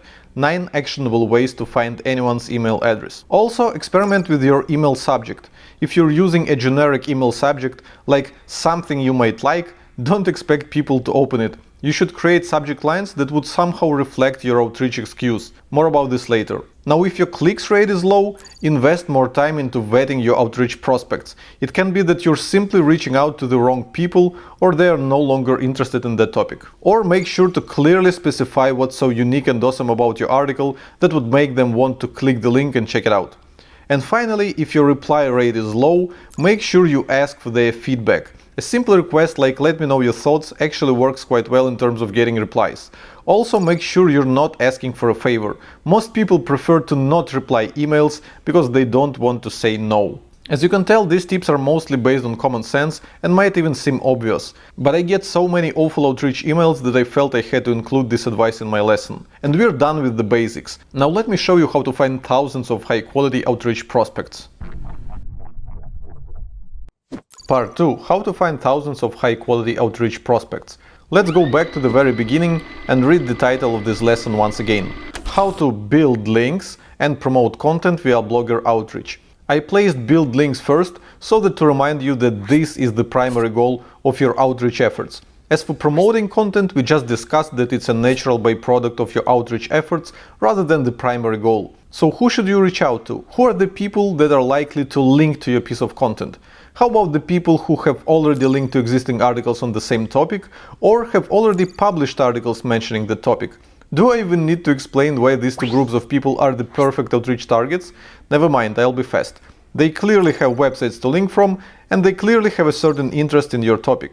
Sounds fair? Now let me show you how to easily find these people. Group number 1. People who have linked to existing articles on the same topic. The logic here is painfully obvious. If these people have previously linked to some other articles on the same topic, they might as well link to your articles too. That is, of course, if your article is somehow better than the one they're already linking to or offers a unique perspective. Otherwise, they just won't care. So how do you find people who have linked to similar content? Well, the best place to start is, of course, by doing a few Google searches for the topic that you want to rank for with your article, see who ranks at the top, and then look up who's linking to them. I usually use Ahrefs Keyword Explorer tool to do that. So let's see who ranks at the top of Google for the keyword SEO audit. There's our own article from Ahrefs blog ranking at position number 1, with over 80 websites linking at it. And there's an article from Moz blog that ranks at position number 2, with almost 300 websites linking at it. Even though we already rank at the top, it wouldn't hurt to get a few more backlinks to our article so that to secure its number 1 position. And those 300 websites that link to Moz article are the perfect targets. Let's see who they are. All I need to do is click on that number of referring domains and I'll be redirected to a proper report with Insight Explorer tool listing all 300 of them. From here, I usually turn on the Do Follow filter and reorder my list to see sites with the list Do Follow links at the top. Then I use my classic link research approach that is called look for domain names that make sense. Works for me every time. In this particular situation, Platinum Services looks interesting. By clicking the backlinks dropdown, I can see that they have linked to Moz article from their own blog. If you ask me, this is a perfect outreach prospect, and I'm sure that by reviewing all of these 250 websites that link to Moz article with do follow links, I'll be able to find quite a few more awesome websites to reach out to and pitch our own article. And that is just a single one of the top ranking articles for the topic that we want to rank number 1 for. Just look at the domains column that shows how many websites are linking to each of these search results. I'm sure if I review all of them, I'm going to find a lot of great outreach opportunities for promoting our guide to SEO audit. And once I'm done with the search results for the keyword SEO audit, I can brainstorm a few other relevant search queries like how to find SEO issues, analyze website SEO, find SEO issues on a website, diagnose SEO problems, etc. These extra searches might help me discover a few more relevant articles that have links from cool websites that I could reach out to. And I know what you're thinking. Tim, that is very cool, but how do you actually persuade all these people to link to your article when they're already linking to your competitors? No worries, the entire next lesson of this course is devoted to answering this very question. And now let me show you another cool way to find articles on the same topic as yours that have a lot of backlinks to piggyback from. And this time I'll be using the Content Explorer tool. Let's find all articles that have the words SEO audit in their title. And there are over 2000 of them in the Content Explorer database. Now let's see how many of these articles have backlinks from at least 20 websites. And we're down to only 100 results, which I can then order by the number of linking websites. And immediately I see a cool article by Distilled titled Technical SEO Audit Checklist for Human Beings. It has links from over 100 different websites. Here's another one from entrepreneur.com, which also has a ton of websites linking at it. I didn't see these articles when I was browsing the top 10 Google search results for some relevant keywords just a minute ago, which makes Content Explorer an awesome source of unique outreach opportunities that you most likely wouldn't be able to discover otherwise. But that's not all. If these articles have generated so many backlinks, there's a good chance that someone is going to link to them again in future. That especially applies to the articles that rank well in Google for their topic. Remember the vicious cycle of SEO? Let's take this article that ranks number 5 for SEO audit. According to the Site Explorer tool, it has been attracting new backlinks quite consistently over the past few years. So wouldn't it be cool to know whenever some new website will link to this article? Because I can easily keep an eye on that with Ahrefs backlink alerts. I can set up alerts for a bunch of articles that get consistent traffic from Google and get an email notification whenever they get new backlinks. That is pretty cool, right? But let's move on to group number 2. People who published articles mentioning your topic. Let's rewind back to my example of some Australian blog that was linking to SEO audit guide published at Moz. By the context of this link, I can tell that the author simply wanted to reference a good guide to performing SEO audit. I mean, they don't really mention anything specific about that Moz article, just SEO auditing in general. In other words, they could be linking to any other article just as well. Now, where am I going with this? The chances are there are a ton of people who have mentioned SEO audit in their articles, but didn't bother to link anywhere at all. Let's see if that is the case using our Content Explorer tool. I'll search for SEO audit again, but this time not in the titles, but in the actual content of the pages. And I get almost 14,000 results. That's a ton of articles mentioning SEO audit. But let's see how many unique websites they belong to. We have one article per domain checkbox for that. And we're down to slightly over 6,000 articles that belong to different websites. I can also filter by language to focus on English articles only. But that is still 5,000 results. That's not a number that you would be excited to review manually, right? But if you were watching my course from the very beginning, I'm sure you're now well familiar with the functionality of Content Explorer and how to narrow down your list of results using its awesome filters. For example, I can use the domain rating filter to focus on popular websites only, or vice versa. I may target smaller sites because there's a higher chance to impress them with my content and persuade them to link to me. Alternatively, I can filter by the search traffic. And I see that there are 40 articles that are getting over 1000 visits per month from search while mentioning my topic, SEO audit. I would totally go an extra mile to persuade these people to link to our SEO audit guide. Their articles get some decent search traffic, so if they link to me, some of the traffic will eventually land on my blog. And finally, I can use my favorite highlight unlinked domains feature to differentiate between websites who have already linked to our own website and those who have never linked to us. The people who have linked to our website before should probably know us fairly well, so when reaching out we can use this connection to our advantage. But those who have never linked to us will require a more careful approach. More on this in the final section of this lesson. So that's how you find people who have previously mentioned your topic in their articles. Guess what I'm going to say next? You can easily keep an eye on the newly published articles that mention your topic with the help of, drumroll please, Ahrefs alerts. Just go to Mentions tab, click the new alert button, put your keyword there, maybe even use the OR operator to specify a bunch of them in quotation marks. Select where you want to look for it in title of the article, in content, or both. Exclude domains that you don't want to get results from, like YouTube for example, or perhaps your own domain, and pick the frequency of updates. I suggest you to set this one to daily. Think about it. Being a blogger yourself, you're hardly excited when people reach out to you about the articles that you wrote months ago. But when you publish a new article and people reach out about it within days or even hours, you're very open to a conversation, right? That's why it is so important to use all sorts of alerts in your marketing and act on new outreach opportunities as soon as they land in your inbox. Okay, so we have just covered two groups of people: those who have linked to similar articles and those who have mentioned your topic in their articles. But if you have started outreach before, you might say that I'm missing out on one more group of people that you could reach out to. That is group number 3, people who tweeted articles on that topic. Let's search for SEO audit in Content Explorer once again. This article from Moz was tweeted almost 400 times. The one from entrepreneur.com was tweeted almost 200 times. I can click on these numbers and it will redirect me to a Twitter search for the article URL, showing me who has tweeted it recently. Or I can click the Who Tweeted button right in the Content Explorer and get a list of these people straight from Ahrefs' own database, which I can then easily export. I know that a lot of blogging and marketing experts suggest that you should be reaching out to people who have tweeted content that is similar to yours. Yet, I'm not a big fan of this strategy. Do you memorize everything you tweet? I certainly don't. I hardly remember what I tweeted yesterday, let alone a week ago. So when I get outreach emails saying something like, "Tim, you tweeted this article 3 months ago, and I have a similar one, which I thought you might be interested to check out," I just click delete. In my opinion, "you tweeted a similar article" is a super weak outreach excuse for anyone to care about, especially if the tweet was sent a long time ago. Yeah, you could start monitoring Twitter for fresh mentions of your topics or when people tweet articles that are similar to yours. But why send these people an outreach email when you can simply tweet them back? "Hey, that's a great post, you might want to check out this one too.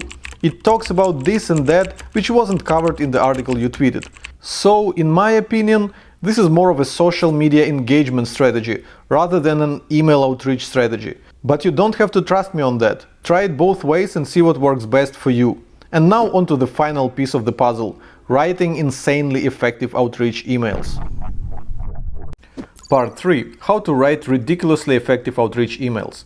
Let's go back once again to that article from platinumseoservices.com.au that is linking to Moz SEO Audit Guide. What's the point of reaching out to these guys with our own guide to SEO audit? I mean, what do I tell them? "Hey there, the Moz article is bad, our article is awesome, so you should swap that link to us." Pretty sure this kind of outreach email will go directly to trash. But I think I see a pretty decent outreach excuse here. This article from Moz is freaking 6 years old. In other words, by linking to this article, they're giving their readers an outdated resource. Isn't that a compelling enough reason to send them an email? Now, in all honesty, our own SEO audit guide is not super fresh either. It's 2 years old as of today. So we'll have to update it first to be able to effectively pitch it as a better replacement to that outdated article that they're linking to. And my outreach email would probably look like this. "Hey Khan, I've noticed that you're linking to SEO Audit Guide by Moz from one of your articles, but I'm afraid that Moz guide is dated 2012, which means it's 6 years old and therefore massively outdated. We've just published an awesome guide to SEO audit at our own blog, and I invite you to check it out. It talks about some new tech that is being used in SEO audits as of today and gives people rather clear instructions on how to audit and fix their websites. And if you happen to find our guide useful, perhaps you would consider linking to it from your article. Thanks, Tim. I'm sure you agree that it's a pretty decent outreach email that feels personal and doesn't look spammy. All because I'm using a good outreach excuse. The reason why I am reaching out to them. This is uber important. If you don't have a compelling reason to reach out to a person, don't reach out to them. Other than that, did you notice that my outreach excuse is focused around them and not on myself? They are linking to an outdated resource, while they could be sending their blog readers to a fresher and much better piece of content. So, your outreach email should be focused on the recipient, not you. Why would anyone care about a random person who is reaching out to them out of the blue? So you have to find a way to make your outreach email about them. just like I did in the example that I just shared. And to fuel your thinking process, let me give you 3 common outreach excuses. Number 1, you know they are interested in the topic and your article provides a fresh angle that they can't afford to overlook. Number 2, you know they have a strong opinion about something and your article has some new and unique proof that further reconfirms their stance. Number 3, you've actually mentioned them in your article and featured their work. As you can tell, the first 2 outreach excuses are very much alike, and they rely on the fundamental rule of content marketing that I can't stop rehearsing again and again. If your content is awesome and unique, many people would be happy to get a personal heads up about it. You can use the first outreach excuse if you're 100% sure that your article talks about something that your recipient doesn't know. Just make sure to articulate that something in your outreach email. Don't make them read the entire article to find out what it is. And the second outreach excuse is all about sending them some additional details or arguments about the things that they already know. This could be a new case study that proves their point, or maybe some relevant news. Now the third outreach excuse is entirely different. This time you're not appealing to their knowledge, but to their ego. Who doesn't like when others say good things about them and feature their work? If you ask me, I surely do. And whenever people reach out to me saying that some of my work was mentioned in their article, I feel like a total ass if I don't check it out and reply them to at least say thanks. In marketing, we call this strategy ego bait. So whenever you mention the work of other people in your article, you should always give them all the credit and you should always send them personal notes of appreciation for doing such amazing work. But like with any other strategy that I've shared in this course, it won't work unless it's genuine. If you try to shoehorn dozens of people in your article with the sole goal of ego baiting them, trust me, that won't work. Okay, so these were the 3 general outreach excuses that I recommend you to use when reaching out to people. But what about backlinks? So far we only discussed how to make people care about your outreach email and reply to you. But how do you actually persuade these people to link to your article? Well, I'm afraid there's no way to do it, unless of course you offer them money or kidnap their cat, which is something that I don't really endorse. But I just showed you a nearly bulletproof outreach excuse, right? Linking to a 6-year-old outdated article is clearly a big issue that these guys would care to fix, right? Not really. There's a good chance that they don't really see this as a problem. And even if they do, they might not use the replacement that we are offering them and swap that link to something else instead. I'm afraid there's no magic outreach excuse or a selection of words that would persuade these guys to link to our article right there, right now. That's why I didn't even ask them to do it, at least not in a direct way. Remember how I framed my request? And if you happen to find our guide useful, perhaps you would consider linking to it from your article. I didn't say, could you please link to our article? That kind of request would cancel everything I wrote earlier to make my outreach about them, and they would obviously ignore it, which is why I'm not being pushy with the link request. Remember the fundamental rule of content marketing? Well, I'm hoping that my content will do the job of persuading them to link to it, not my direct request. And besides, based on my own experience, most people are very reluctant to go back and update their old articles. But if you manage to impress them with your content, many of these people will gladly link to it from one of their future articles. So this is how you write ridiculously effective outreach emails without being pushy or ruining your reputation in the industry. One last tip. Follow-ups. I don't know who was the first one to say that it's a good idea to send follow-ups, but from my own experience, they do more harm than good. So I don't advise you to send follow-ups. Okay, maybe just a single one. I mean, have you seen any case studies where people got a lot of positive replies on their 3rd or 5th follow-up? I haven't, but I've seen quite a few cases where people publicly ridiculed bad outreach emails and those nagging automated follow-ups. And that was my last outreach tip. But in all honesty, I could easily record another long lesson about outreach because I have quite a bit of experience being both the sender and the recipient. And I actually published 2 articles on the topic of outreach, which I highly recommend you to read. And that's the end of this lesson, as well as the end of this entire course. I sincerely hope that you enjoyed it and that you're going to put all those tips, tricks and strategies into action and grow the traffic of your blog and the revenue of your business. That's it, signing off now and hoping to hear from you soon. Bye.